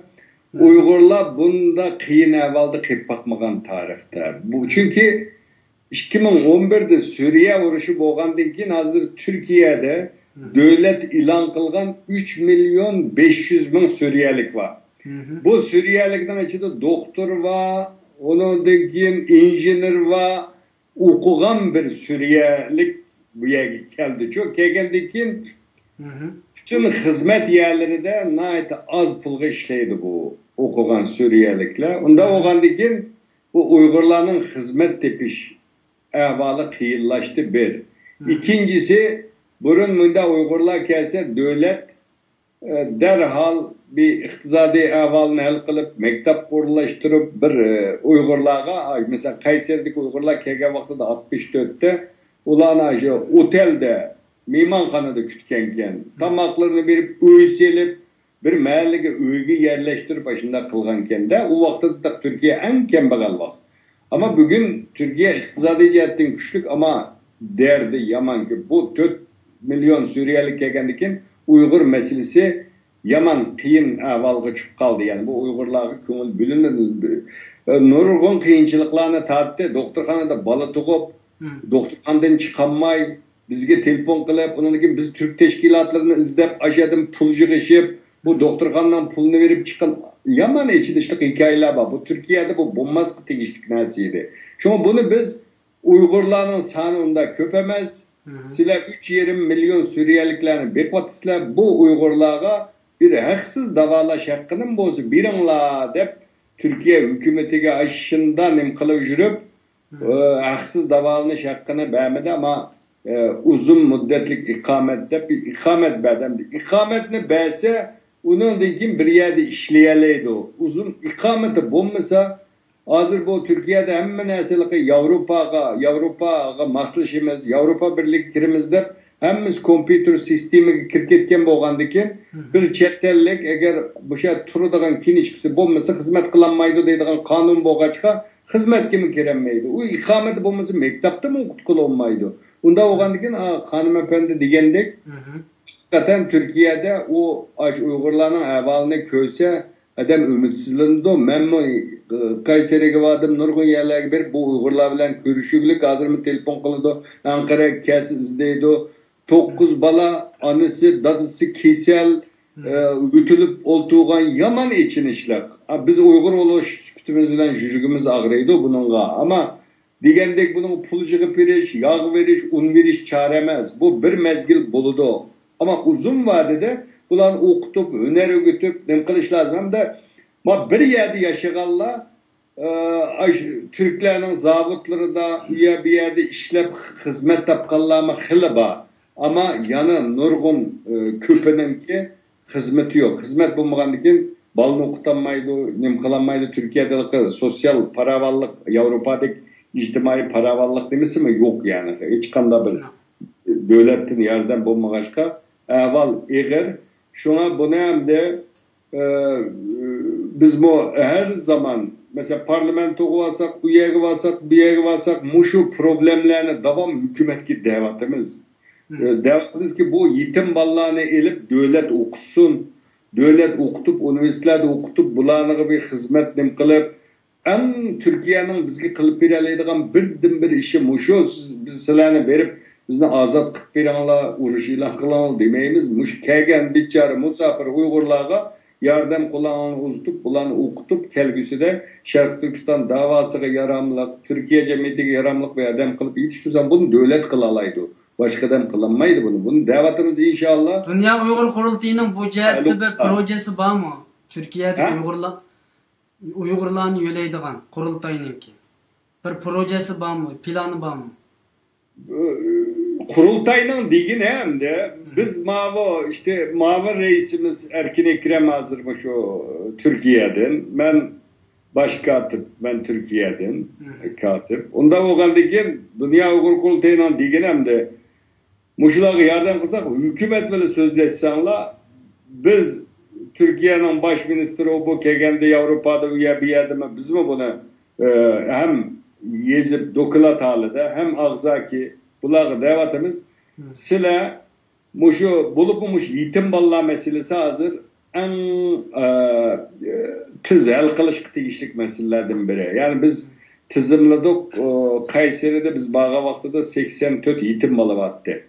Bunların bazıları bula yaşlı çoğuğan sıra onun çikolata ilgisi kilidi başka meyve suyu içkisi kilidi onda oğandaki talla bazarlarına kirip bazı ballar oğulluk kılıp tutulgan ahvallarını anladım hem de anlattım ama bu ballar çoğuğan sıra bu bir problem bu çoğun bir meselem de Uygurlar Türkiye'de manda bu kaptı kucuda kaptı o bu deyse hemmemiz için yakışamaz. Bu meseleni biz aldı bilen hazır açıkçılık el oluşuk tegişlik neyse şu yetim ballarını okutuduğu yerleri var Türkiye'nin.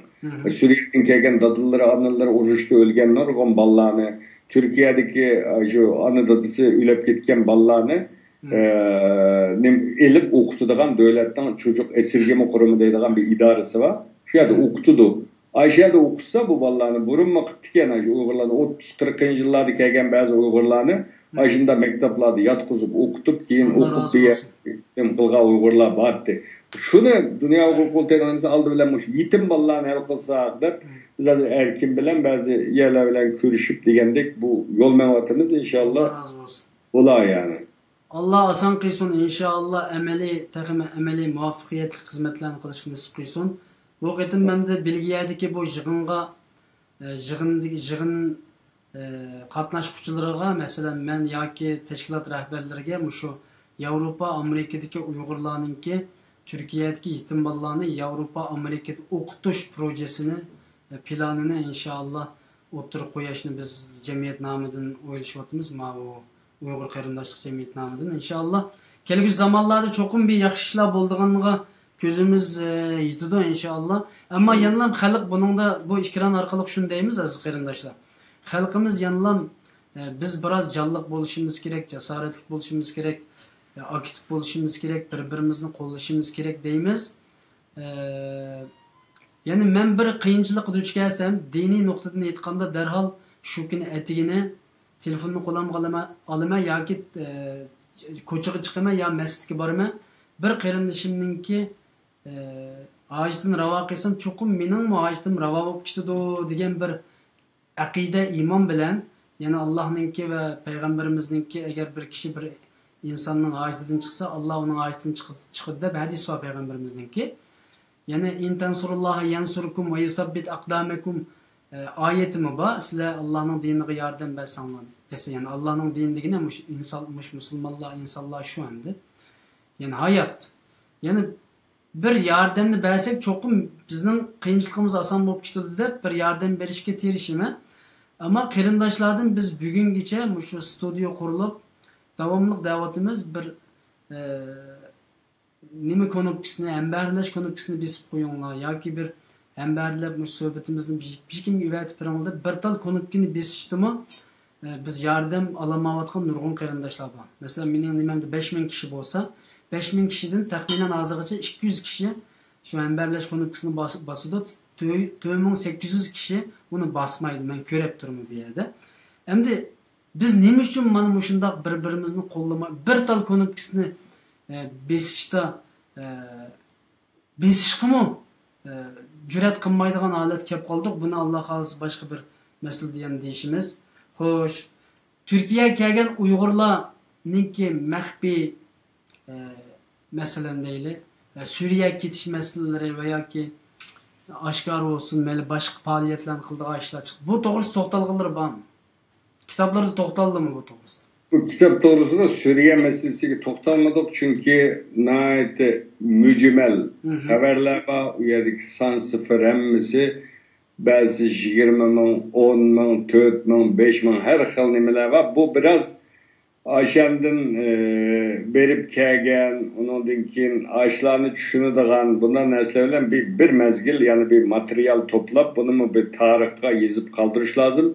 Ben hazır bu hafta to'xtalmasam deymi yani. To'xtalsam bazı bildiğin narsalar var ama o ispat qo'limizda ishonchlikning bo'lmag'achqa bu keyin boshqa bir xato tushunib qolishlar bo'ldi. Buni keyingi programlarimizda Xudoyim buyursa to'xtalsak bo'ldi. Muhim masala. Bo'ladi, rahmat. Vaqtimizning bir yak berib qilyotdi. Nurg'un qarindoshlar savol so'radi, inkaslarni yozdi. Sizlarga ko'p rahmat aytgan, sizlarga duo qilgan qarindoshlarimiz ko'p. Undan boshqa kitoblarningki umumiy shaklda men jiq tushundirmadik deyman, boshqa masalalarni jiq deyishib ketdik. Umumiy shaklda bir tushuncha ba'zi kitoblarda qayerdan qayergacha tilga aylanadi masalan. Kitapta bu kitapta aldı bilen bir kiriş söz kısmı var.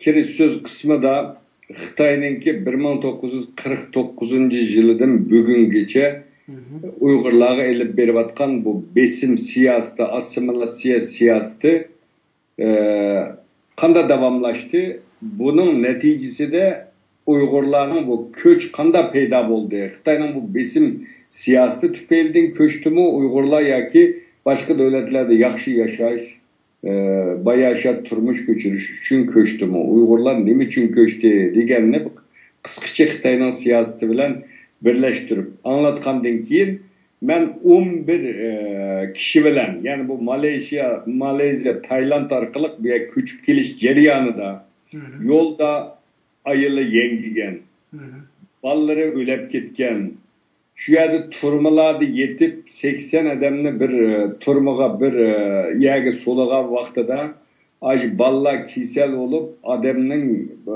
göçleri aj purap gitip sıkta adam göçünün kanda puraydıganlığını anlatkan içinişlik hikayelerini 11 adam bilen söhbet edip berip bunu her cihetten bularning içinde ticaretçi var. Nəhayət bay olup pulunu tepip Xitayning besimi tüpeylidin kaçkan. Bunda var. Din adamı var bunun içinde. Hatta 10 koluga saat takıganlığı için bir iş kılga vaxtıda 10 kolu bilen iş kılganlığı için bu İslam dininde 10 kolu bilen başlaydı o işine. Sen radikal dinçi ikense dep turma kapırıp solagan Uygurlarının hikayesi. Onun için Ayşe yolda ölgenler Abdullah da bir bala yolda ölüdü bilisler vefat oldu bir Uygurlar uyardı. Bakın Uygurlarınki tarihte bunda içinişlik vaziyet bulmagan bugün bizden Şarkı Cenubi Asya devletlerinde Tayland'da, Malezya'da mezarlıklarımız var. Yani bu yaman içinişlik bir vaziyet. Hatta Malezya'da turmuda ölgenden keyin çıkıp kümümez dese Müslüman devlet turuluk $1000 vermesen kömenmeyse dep yani biçare pulu yok Uygurlarga $1000, $2000 elip yerlik satkan ahvallarını ispatlar bilen yazgan. Yani bu kitabı okuğa vaxtıda vatandaki zulüm, yolda çekken azap ukubet, Türkiye kelgendeki nimelerni his kılganlığı bu bir nimeni nayet tepsili 11 adamın ağzıdan anlatırlık. Onundan başka bu Malezya, Tayland'daki bu vakalarını hem Erkin Asya Radyosu hem Türkiye'deki bazı akbarat organları bunun Türkiye bilen bir münasebetlik boğaçka bula ormanlık tutulup kalga vaxtıda nurgun devletten bayrağını kökütüp silah kaysı devletten dediğe vaxtıda bula kokup Xitay'ın bayrağını köketsem Xitay kaytırıp itadı da kokup Türklerinin bayrağını kökütüdü. Şunu da Türkiye elçihansıdan berip bula bilen görüşüdü. Şu günden itibaren biz hem Türkiye Taşkı İşler Ministerliği hem münasebetlik yerlerge bağa vakitlerim oldu. Bula bilen hatta bana davamlılık uçuru gezip aşağıdaki tartıp atkan küllerine telefonumdaki uçurlaşmalarını kitapka koydum. Bundan da şu akbarat organları da bu meseleni kanda anlattı. Dünyadaki Uygurlar, bu Uygurlar küçük giriş cereyanında nimi yardımlarını kıldı. Türkiye'de kanda namayişlerini kıldı. İmza topladı. Bu muşlarının hemmisini kitapta anlatışıp tırıştım. En ahırda bir 30-40 parça içinişlik resim var. Tağın tutulgan Uygurlarının resmi. Keyin 80'li çıkışını bir turmada yatkızgan resimler. Onun da keyin Abdullah'ın ki doktorxandaki resimleri, ölge vaxtideki depen kılgan resimler. Onun da keyin bular Türkiye'ye kelgenden keyin mekteplardaki, demesi Türkiye'deki Türklerinin bular kılgan yardımları. Yani bu şu köç, 3. katımlık köç deyimiz bunu Türkiye'de biz. 3. katımlık köçüş yani Türkiye'ye. Bu köçüşüne tepsiyle yani bir tarihçi kelgüsü de tarih yazıp kalsa bu kitaptan faydalanıp bu köçüşten sebepleri kimler köçken, kaç kişi köçken, Şarkı Türkistan'dan kaysi vilayetlerden köçken degendik. Nurgun bir tarihçi izleydiğen suallarının hemisi cevap bulalaydiğen bir kitap yani. Yani 2014'ten 2016'gacha 3. qatımlıq köçdə Uygurlarnınki besib ötken yolları, tatqan japa mushaqqatlari, tragediyaları görgen ve Türkiye'ye kelib o'rinlashqini, o'rinlash bo'lgandan keyin masalalar to'g'risida to'xtaldimi? Bir narsa bormi? Ha, to'xtaldim. Ular men hatta şu Türkiye'nin Cemaat Xavfsizlik İdaresi'ninki bir ilmi muhakeme yığınıdım o. Ben müşe kelgen Uygurlarının kıyınçılığı. Mesela yeni kelgen vaxtıda elbette Türklerinin küpü, Türk okutkuçularının küpü bizni yaxşı görüdü, qeyrindaş deydi. Bizim Türkiye'ni yaxşı görgendik. Türkiye'deki Türk qeyrindaşlarımız Uygurlarını yaxşı gördü. Ama bir cemiyette hemmeden bizni yaxşı gördü değil bulmaydı hemen cemiyetke okşar. Bu Uygurlar yeni kelgen vaxtıda bana en tesir kılgan neyse bu biçare ballarınki ata-anası Ürümçi'de ve başka yerlerdeki vaxtıda her günü sakçı kirip kolağına kötedip kolunu yukarı kötegizip tutup mana diken, tutup ekiti diken, 2 gün sonra kıtatıp kuvveti diken, davamlılık muşunu körüp çoğun olgan ballandı bu ballanın. Köpe, balla bilen mi sözleştim? Bu balla Türkiye kelgenden keyin dadısı mektapka beredi bulanı. Mektapka bergenden keyin mihman okuguçu edip en ahırkı orunduk oltuğuzudu. En ahırkı orunduk oltuğuzdan keyin bulanı mihman okuguçu boğaçka başka okuguçularga okşaş imtihan neticelerini kompüterge kirgizgili bolmaydı. Ondan keyin müellim mi suval soğmaylı ulardı. Daha ders anlısın dep kirgen ballarımdı bu. Bu ballar bilen sözleşken vaktidan da bu Xitayda mı bula Uygurlar çetki kılgan 3. sınıf gerejdanı da Xitayda mı bizim çetki kılgan hem bu kırındaş Türkiye Cumhuriyeti devleti kesimi bu balını muşunda mektapta ahırkı üstelde oturup muşunda kılsı bulamdı da ben bulanın psikolojik ahvalını ben verip hem müellimlerden malumat aldım hem özlerden malumat aldım. Hatta söygü kürüp akmagan balla. Atanesi davamlık turmada özleri kalktı soktu olup çoğun olgan balla. Müellime vay balam ben nim degen çıraylık bala ikensi de yüzüge suyup koysam beni nimi suydu müellime. Çünkü söygüge aç bula. Hiçbir söygü kömegen.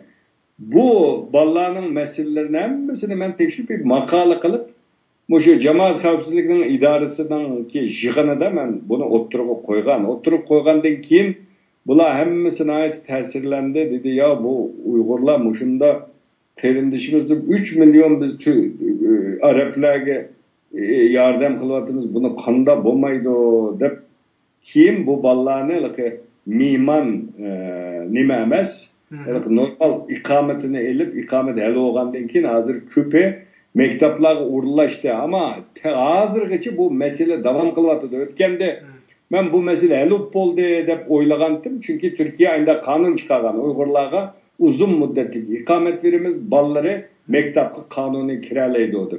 Ötkende yani 2 ayla telefon kıldı benim balam tuluk oturuğa kirdi. Hazır takıgıçı ben bu balamını resmi okuguçu kılanmadım. Gerejden bulmagaç ikametimizden vakit tohtu ubu dep mesela neydi? Eğer bulanın bu Tayland'dan kelgen, Malezya'dan kelgenlerinin küpünün ki bir kısım mesele hal olgan bolsa mı, takım meselenin küpü hal olgunu yok.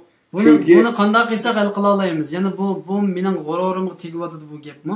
Men anlagandim ama bunu hal qila oladigan birdan bir narsa hukumat endi. Bu hukumatga hozir ham Turkiyada 2 aydan keyin bir saylam bor. Bu saylamdan burun biz bunu başqatırvatımız, deyişvatımız ballar bilen qanday qilamiz deb bu 2 aylık vaqtdan yaxshi foydalanib hukumatning quliqqa, hukumatga buni qayta deyish lazım. Türkiye'de asal qilg'ilmaydigan ish yo'q. Bir ministerdan birisi haqiqatan ish chaqirib bularga nim qilib qolsa bu ehluk ketadigan narsa şu. Bu hükümetten başkası bu meseleni hal kılamaydı. Hükümetten bir yol yürüyüşü bilen bu hal kıldı, hal olduğun narsa. Bunu devamlık bunun arkasından bunu hal kılış lazım. Yani Türkiye'nin hazır bazen oylayımız hem de 4 milyon bir adam bir devlet, bir Avrupa'daki bir devletin nüfusu Türkiye'ye geldi Suriye'den. Onda oğandikin bu 4 milyon adamga ikamet veriş lazım. Bunun içinde Uygurlar mı boğandikin bu Uygur'un sani az olsun mu? Yani Ayşe musafirlerinin içindeki bir musafir muamelesi gördüğün gepte. Bunda boğandikin işimizden kıyılışıp gitişindeki sebep bu. Bence bu el oldu Xudayım buyursa. Türkiye'deki Uygurlarının özü teşkillenip bu hükümet besim işiltelemdi. Besim körüşte bu teşkilatlar yüzler çıkartın reis cumhuruna dokulat sundu. Başministerge dokulat verdi. Şu dokulatlar neticesi de bir kısmının meselesi hal oldu. Yani uzun müddet ikamet hazır. Yani bu bir cihetten yani Uygurlardan biz elbette takımı köp narsa talep kılımız Türkiye devletinden, hükümetinden, kırındaş devlet bir tukkunun beşiği gün geldi. Bunun yardım kılışı lazım deyimiz. Ama Şimdi ben mesela Türkiye'de hazır fakatla Suriye'dillam emez. Muşo Pakistan, Afganistan, O'rta Asiya Türk Cumhuriyetleri müstakil bo'lgan bilan hazır Türkiye'nin bütün aşhallarda işleydiğin kütükçilerinin köpü, kütükçi yardımcılarının köpü Özbekistanlık. Özbekistan'ın iqtisadi tüven bo'lg'achqa bularning hammasi Türkiye'ye keliglik. Bunda bo'lgandiki bularni Türkiye bir kanun çıkardı. Dedi ki Uygurlar bo'lsa, Uygurluğunu ispatlasa bularga muddetsiz uzun müddetlik ikamet bireylerde burun 6 aylık 1 yıllık bir etti bu ikametine. Her yıl berip nem kılımız dedi hazır hem de bu pasportu yoklağı mı? Ona deyin bu okuyucularının köpünün pasportu tükevatı da hazır. Xitay pasport vermeydi bularga. Vermeyken bularga mı? Uygurluğunu ispatlısa bular ikamet birimizde bir belgeleme çıkardı. Hazır şu ikametini bir işki başladı. Ankara'da hazır Uygurlar elevatıdı. Bu Türkiye'nin bizge belgen nayeti yakşı bir gamkorluğa. Mesela Özbekler, Kazaklar gitme Uygur değilik. Uygur nime tamak yedi o lagman. Lagman'a kanda nime çöçürünü yemdi. Onu yemdi Uygurluğunu biliş. Kadınlar sual soraydı. Şu sualığı doğru cevap verilse bu Uygurken de bazıdan kolda hiç mi yok. Yani pasportunun vakti töşkan işimiz yok. Ben Uygur da fikirdi. Ama bunun Uygurluğunu ispatlaştı. Bu kitabınki ahırda yana mesela kitap doğrusu çünkü vaktimiz kendiga geldi hazır. Kitap doğrusu yana umumen ketip koyduğun sözler var mı? Umumen ketip koyduğun gibi hemen bu tragediye takı tügümüde. Tayland'da 50 Malezya'da 11 adam hazırgış turmada. Bunların sotu devam kılmatıdı. Şuna anda bu kitabını şunun bilen tükettim. Bu 11 Malezya'daki bu Bulgaristan'da mı ba? Tayland'daki bu cemi 61 kişi ben ilerlegen malumatta bu 61 kişinin köpünün balı çakılları Türkiye'de. Yani Türkiye'ye gap kılışık doğru geldi. Şu an bu meseleden de bu ballarını kutulduruş için bütün dünyadaki Uygurlar amma ve teşkilatlarının küçük karış gerekliğini tekitlep kitabımla tüketken buldum. Allah razı olsun. Rahmet. Yani, qarindoshlarimiz sual so'rabdikan ama hazır 1 saat 45 minutdan oshgan bo'ldi. Shunda bo'lsa men savolni o'qib o'tsam.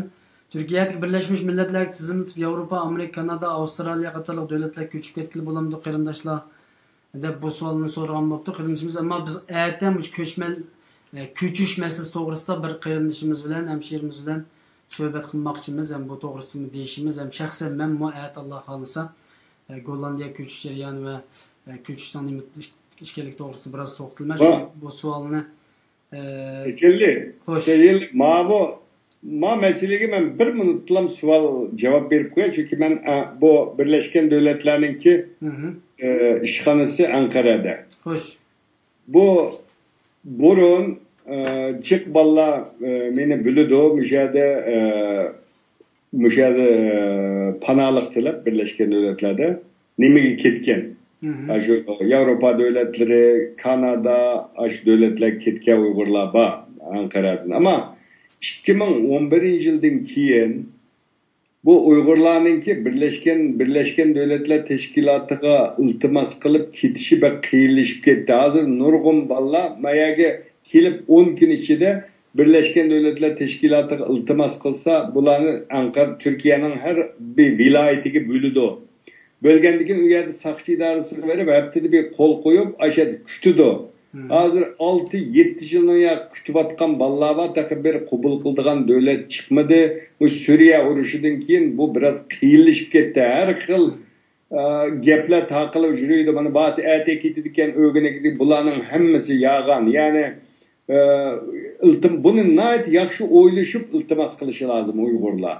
Yani eğer ben Türkiye'de yaşamayım bir yerde iktisadi cihattan kıyılıp kaldıkken kelgüsüm yokken dese Avrupa'ya başka devlet gitme dese yakşı oylaşıp iltimas kılsa ama bunu bir 2 yılda çıkandı 3 yılda mı 4 yılda mı bunun bir şey mi digil olmaydı ama kolluğu bir kinişki biri de doktorxanada davalanıdı, haksız davalanıdı.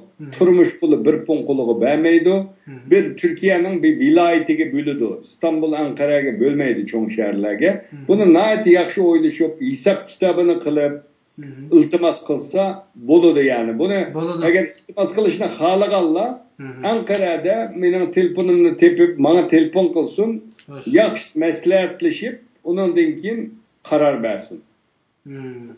Rahmet, Allah razı olsun. Yana bir sualga 1 minut emas 20 sekundlik cevap izleymiz sizden. Türkiye'deki Uygurlarning ijtimoiy va iqtisodiy ahvoliga oid ma'lumot berilsa debdi, herhalde onu mu deyishdik. Navbatda Türkiye'deki Uygurlar qanday jam beqiyotidir deydi. Buningga 20 sekundlik cevap lazım. Evet. Türkiye'deki Uygurların küpe şu ticari işler bilen hazır ticaret mi pek kıyılışıp gitti. Mesela zabıtlar işlisi buludu. En askeri ücretteydi bu yerde. En az maaş hazır 1600 lira etrafında. Şu bu pul bilen hem de bir İstanbul'daki çoğun şehirlerde icara tülep tamak kusuğunu bekiş kıyın ama hazırki Türkiye'deki Uygurların iqtisadi ahvalı burun qaraganda naçar. Ben burunku ahvalımızını bilime. Türkiye'nin iqtisadi ahvalı yakındım bu yan biraz çekiniş var. Devletin yardımı yok. Şu hizmet tapalısa. Köpe aşkhane içip küçük ticaretlerini kılıp kılvatka Uygurlar mı az emez ama köpe şu uşak küçük ticaret zavutlarda üye bir yerde iş tapalısa şu yerlerde hizmet kılıp turmuşunu kamdavatıdadır.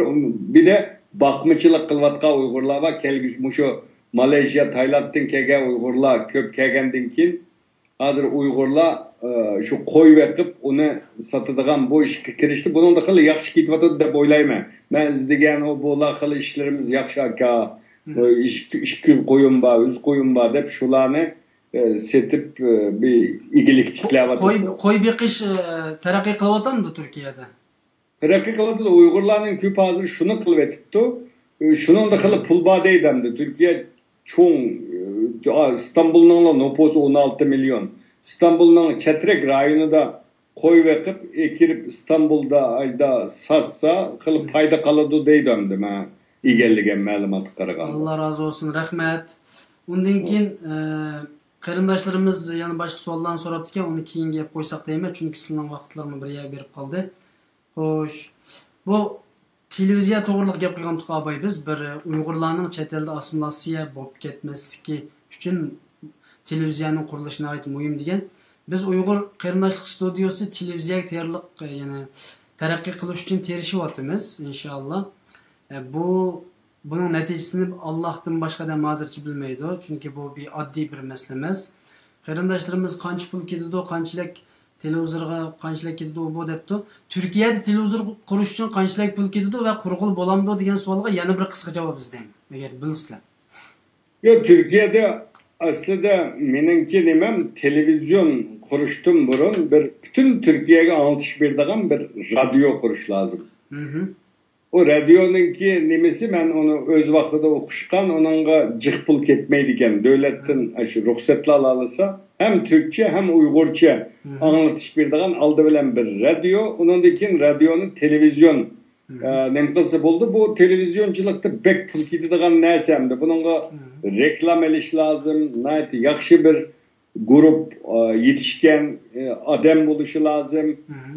Ama Türkiye'de kılgıl buldu. Avrupa'ga, Amerika'ga, başka devletlerle siliştiğinde köp azam bir yerde onu kılış yani. Kılgıl buldu Türkiye'de. İnşallah Allah razı olsun. Eğer biz Ama Xitay'ın besimi öyle şu ucette biraz kıyınçılık var yani. Elbette. Siyasi meselede kıyınçılık var ama bu Xitay 60 neci devlette kanal açmakçı yakında. Bunu çoğun bir yığında ilan kılındı benim taraftan. Eğer bunda bir kanal içilse dünyamı bir Uygur'un kanalını içişka yani düşman güçlük gelgen sıra ona müdafaa temsil çık doğru keldi. Son bir televizorun bu kılışıga inşallah ümidimiz var. Eğer biz terakki kılıp televizor kurup kalsak İslam'ı qarab durmay yardımcı bulduğanlıqını düşünmem inşallah. Evet bu meselede mesela ya İranlıklı mı var Avrupa'da mesela menbe pulni bütün dünyadan yığıp televizyonda Avrupa'da kurup Avrupa'dan bütün dünyaya takıtsa en doğrusu dep oylayman. Qayerda? Avrupa devletlerinde. Tamam. Allah razı olsun inşallah. Ahırda bizningki söhbetning ahiriga kelganda bu ko'rurmanlarning soni eshiyotidu. Aslida bizdan ayrılg'usi yo'q bizning ko'rurmanlarimizdan. Taxmi ko'p narsalar vaqtimiz bor. Ammo aslida vaqtlari bo'lib qolsa yana 5 minut uzartishga bo'lamdi. Bo'ldi bir 5-10 minut uzatayli. Bo'ldi. Undaqda bu ko'chish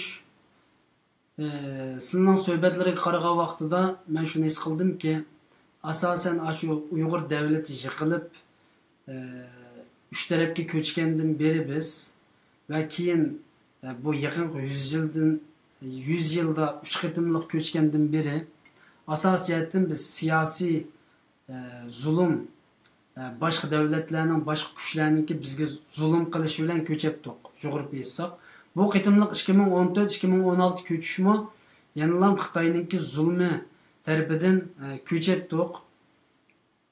Endi buningdan keyin Sharq Turkiston xalqining yana bir ko'chirilib ketish ehtimoli. Endi nima uchun buni so'raylar desizlar?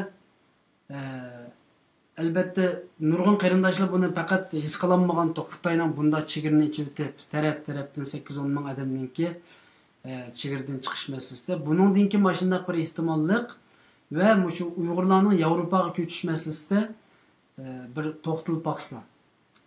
Endi savol shaklida so'rmasammi, bu ko'chishninki ma'naviyati, salbiy ijobiyligi to'g'risida bizga qanday bir millat olarak qanday bir foyda keladi yo ziyon keladi, mush to'g'risida 5 minut uzartayım. Aslida men Amerika'ga bordik, Kanada'nı mı gördük, Avrupa devletlerini mi gördük? Hem bir millet, dünyada hiç qanday bir millet bir köçmegen millet yok. Bazı iqtisadi sebepten, bazı siyasi her xil sebeplerden tüpeylidin dünyanın hem yeriga bu köçüş var. Men Uygurlarning aş devletlerine aylanğan vaqtimda biz chet elga chiqishni kech qaptikanmiz, köçüşni kech qolgan milletkenmiz deb jiq afsuslanganlarim bo'ldi.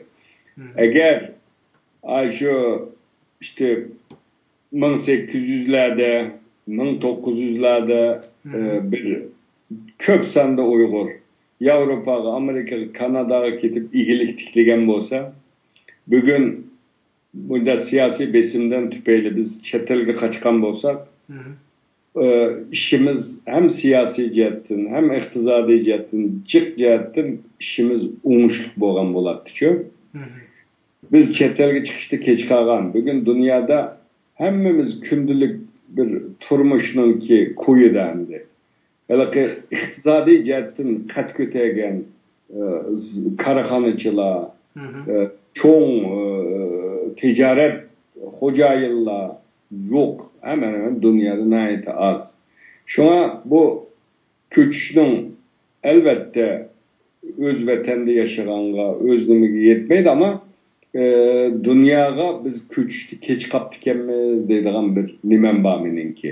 Ya'ni öz vaqtida jiq Uyg'urning chet elga chiqib ketgan bo'lsa, bu vaqtda dunyoda fursat chiqdi, iqtisod dunyoda iqtisodiy jihatdan qad ko'tarish osonti. Ama hozir dünyanın iqtisodi mi hozir chekinib ketiglik. Dunyoda bir ish Türkiye'de mi qiyinlashib ketdi, ba'zi iqtisodiy jihatdan qad ko'tarish qiyinlashib ketdi.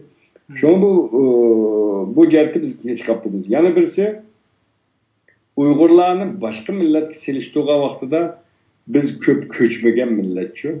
Biz mesela umumiy sonni elib aytsak, 3 qatim ko'chdi, bir qatim 1850 deydik mesela. Ikkinchi qatimda 1300 adam. Üçüncü qatimda 7500 endi. Resmiy grup aladı, toplu köçkenlerde bular. Mesela ta 1980'li yıllarda bir üniversiteden bitirgen vaqtida İçkirde okugan bütün Uygurlar yal versi içkirde kalmaydı. Vatanga qaytamayız. Biz vatanimizni, ziminimizni, tuprog'imizni bağlangan bir millet şu aslında Uygurlar.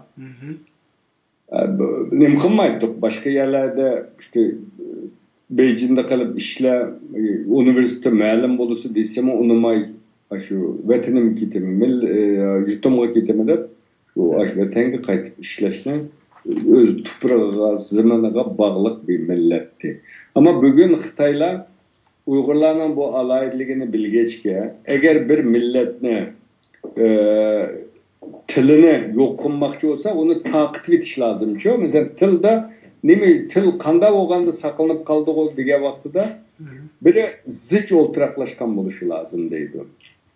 İkincisi, şu ma'rifda o til işletilishi lozim deydi. Üçüncüsü, axborotda işletilgan bo'lishi lozim deydi. To'rtinchisi, kunlik turmuşda nayet umumlaşkan bir ana tilning işletilgan bo'lishi lozim deydi.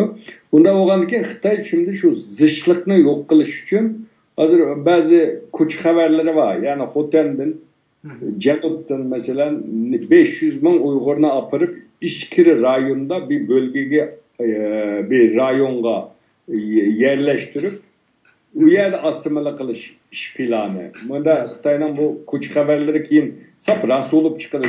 Bu hozir bo'layotgan ishlarni burun kuch xabardek anglaydik. Hozir Xitoy shu siyosatini ilib beryapti. Shunga bu Uyg'urlarning hamda kuchi, hozirgi vaziyatda bu kuchi ijobiy jihatini ilib aytgan vaqtida chet elda davomizning kuchlanishiga sabab bo'ldi. Ham bugun Xitoy bütün Uyg'urlarni nim qilgandan keyin lagerlarga olgandan keyin burun bir qism Uyg'urlar Turkiyadami shu hozir men o'tgan haftada İstanbul dedim. 3 yerde, 2 yerde yig'in batdi. 2 yerdagi yig'inning zalliq Uyg'ur bilan to'libdi. Burun Uyg'urlarni chaqirib yig'inga kelgan bo'lmaydi. Xitoyning bu besim siyosati, lagerga yig'ib, buni Xitoy uchun ishlagan, ishlamagan hammasini ayrimay lagerlarga solab Uyg'urning hammasiga besim ishlatish natijasida chet elga ko'chgan Uyg'urlar bugun bu da'vo sepiga kirdi. Shuning bilan bu chet eldagi da'vo kuchlangan bo'ldi. Bu ijobiy jihatdan elib aytgan vaqtida bu davomizning kuchlanishiga sabab bo'ldi. Ammo bular kelgusi bolalarni yaxshi o'qitib, iqtisodiy jihatdan kuchlansak, har sohada ishlaydigan qobiliyatli odamlarimiz bo'lgan vaqtida bu da'vo sepi taxmi kuchlanadi. Hamda Türklerde bir söz var, her şeyde bir hayır vardır deb. Şu Xitoyning bu zulmü, bu bizga ravo ko'rayotgan bu echinishlik bu vaziyat gerçi bizni hozir nayati echindirayotgan bo'lsa-mu, ama bunun dava uchun bir ijobiy bo'layotdi deb o'ylayman. Allah razı olsun. Yani bu köçkenlerimizmi ümitsizlanib ketmaylik ki inşallah bu kuch orqali biz hijrat qilish orqali chet elda bir kuch bo'lib tashkillanib Sharq Turkistonimiz uchun, mustaqilligimiz uchun ciddi bir burilish yasaydigan insonlarmiz demek sizlar. Evet. Allah razı olsun. Yevropaga ko'chish masalasida Türkiye'de en oxirgi savolim bu. Türkiye'de bazı ta'tü teşviqotlar bo'ldi, bazı din o'qiganlarmi, bazı fikrlarni o'tirib chiqdi, bazı teşviqotchilar o'tirib chiqdi. Ular Yevropaga ketmanglar degan gaplar chiqdi. Bunun qanday qaraysiz? Turkiyadagi Uyg'urlarning Yevropaga ko'chish masalasida. Men Uyg'urlarning Yevropaga ko'chishini ko'chish tarafdori. Yani 1990-yillarda Yevropada faqat Uyg'ur yo'qdi. Yani bir Munix'te az sanda işte radyoda ishlaydigan kishilarimiz vardı. Yevropaning boshqa shaharlarida Uyg'ur yo'qdi. 90'lardan keyin bütün Yevropa devletlerinde teşkillendi. Bu yerdeki Uygurlar men bağa vaqtida qo'shilib hem iqtisodiy jihatdan yaman emas, hem balllarını o'qitadigan Yevropani Türkiye'de her xil gaplarni deydi ama nima desek deyli Yevropaning maktablari yaxshi, shaharlari yaxshi, iqtisodi yaxshi, dunyoning boshqa davlatlariga selishtirganda refah rayonu yani bay rayon, bütün dünya Suriyelilikle uğraş oldu. Neye kaçırdı? Avrupa'ya. Bütün Müslüman devletleri de zulüm bak, komünizmi Avrupa'ya kaçırdı. dindarımı Avrupa kaçırdı çünkü özgürlük, demokrasi dünyanın başka devletlerine karaganda bad öyle. Şuna ben Uygurlarning Avrupa kesse Hristiyanlaşıp ballarının bu Avrupa ben bununla anç koşulmayım yani. Ben Uygurlar kitelise Avrupa, Kanada, Amerika, Avustralya muşunda yerlerde mi düşünüşümüz lazım. Dünyanın her kaysı yerlerinde adamlarımızdan buluş lazım. Bazılar Avrupa, Kanada, başka devletler ketkenler.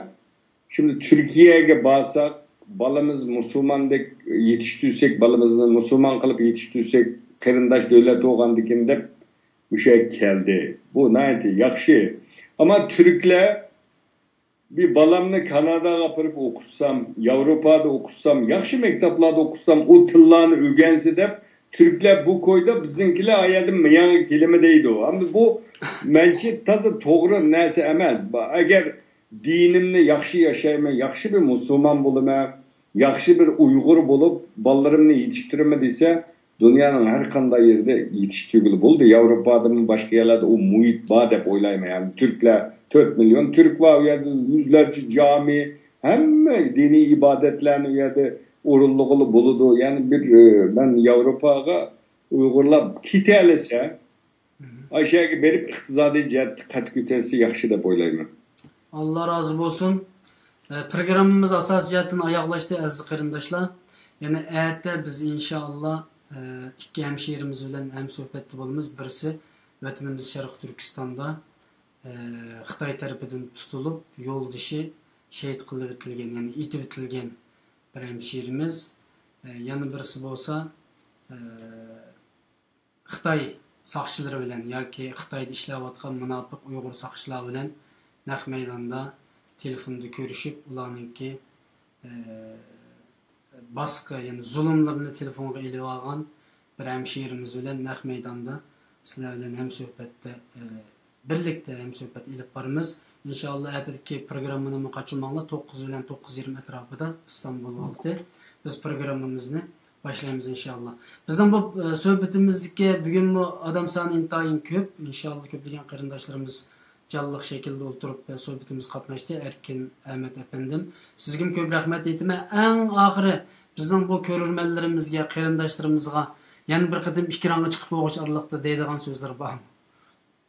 Evet, ben ötkende sizden televizyonga çıkıp nurgun yurttaşlarımla uzun yıl ayrım kalgan, uzun yıldan didar görüşemegen dostlarımla bu yerde körüp beni izleyenler oldu. Şuna bu kadim dostlarım bilen görüştürüş fırsatına beni eriştirgen sizlere rahmet etime. Hemmanlarını ümitsizlenmenle qarindoshlar chet elde. Yani bu yeni çıkkan vaxtida bu xil qiyinchiliklar boludu. Biz mi yaşagan o qiyinchiliklarni? Tirishib, Uygurlar tirishchan bir millet. Dünyanın nereye varsak Allah'a şükür nurgun devlet gibi adım bir tilemci Uygur yok. Başka milletlerden var. Tirishchan bir xalq. Bu qiyin kunlar ötüp gitdi. Bu ötkünçe. Uygurların tarixte bunda ihir falaketler uçurgan bir millet. Yani qaytadan özünü yengilap, qaytadan tirilip, devlet kurup, yana bugünkü mevcudiyetini qoğdap qalgan bir milletning evlatlarımız. Xudayim buyursa bu zor günlerimi ötep gitdi. Hemmanlarına hürmet, ihtiram bildirime. Eğer biz bunda kuch haberlere işenmeyli. Ben cık Uygurlar bana telefon kıldı. Sap kuch haberlerdim. Ma boptu ma oldu diken o bu. Bir iş kılmakçı bolsanlar mesleğetleşenler. Chet eldeki Uygurlar, biz Uygurların hemmesi onda neme Uygurlar emez. Yardım kıldıgan Uygurlar köyünü digan nurgun akıf kıldıranlar var. Bir beşanlarga bir mesleğetleştiğin şey olsun. Ben Avrupa'ya gitmekçi kanda gitme. Ben Birleşken Devletler'e iltimas kılmakçı kanda iltimas kılımı da mesleğetleştiğinler biz doğru yol kökteyli şu boyucu yol menla bunda bir Kastamonu gibi glastik takıvaga adamını bunda başlıkken de bunda pul verip onunla nemkip bunda kıldıgan tuzak şudaga işten kılmalı. Aynı Uygurlar yamancık şunu memledim bir ağırlandırıp koyaydım. Hemmanlarga köp rahmet. Allah razı olsun. Mana o'sha glastik taqılıpla özünü ziyali devilip yoki boy yoki lider devilip Fulanını hep geçse biz iyi bulamayız elbette. Doğru aytdı Erkin Ahmet efendim. Sizge köp rahmet. Men bu men ahirki sözümni qilsam, qiyinchilikdan birisi bizning studiyamizniki. Nurg'un qarindoshlar bizga ma'lumot o'rgatdi. Hammasi Messenger'dan, WhatsApp'dan, bunun e-mail'dan yozadi. Ama o'zi yashagan ko'plagan ishlarni. Hamda o'z qarindishim biz bu ekranға chiqib, voy qarindishimizning yo'ldoshini tutyapti, mening bolasini o'ltiribdi, anda qilibdi desek, bu bir xabarchilik bo'ladi. Biz endi bu yerda xabarchilik qilolmaymiz. Biz endi rasman bir tor televiziyasi qarab taraqqiy qilayotgan bir o'rin, hammani tan qilib xalqning dardini haqiqiy shaklda, shohidlik shaklda, sifatli shaklda anglashga tirishayotgan bir o'rin. O'zingni chiqing desak, hozirgacha shu o'zininki ko'rgan ish izlarini o'zi chiqib so'zlayotgan nurg'un qarindoshlarimiz bor. Shu qarindoshlarimizga shuni aytsam, ikronimizga kelinglar, dardinglarni aytinglar. Tashkilotlar ustidan, shaxslar ustidan fikr talabinglar bo'lsa, haqorat qilmasdan, g'aybat qilmasdan, to'g'ri shaklda, ilmiy shaklda, obzor shaklda o'tirib qo'yinglar deb kelyapmiz, ammo bugungacha xalq ichidan ikron chiqadiganlar nihoyat oz chiqyapti. Xalq ichidan. Ammo siyosiy rahbarlar, liderlar, o'qiganlar, olimlarni inshaalloh chiqaryapmiz, ammo xalqimiz ichidan chiqishga men tilak umid qilaman, qarindoshlarimizni tashabbus qilaman. Hammangni Allohga omonat deyman, aziz do'stlarim. Inshaalloh atkashda ko'rishgacha omon bo'linglar. Assalomu alaykum va rahmatullohi va barakatuh. Xo'sh. Allohga omonat.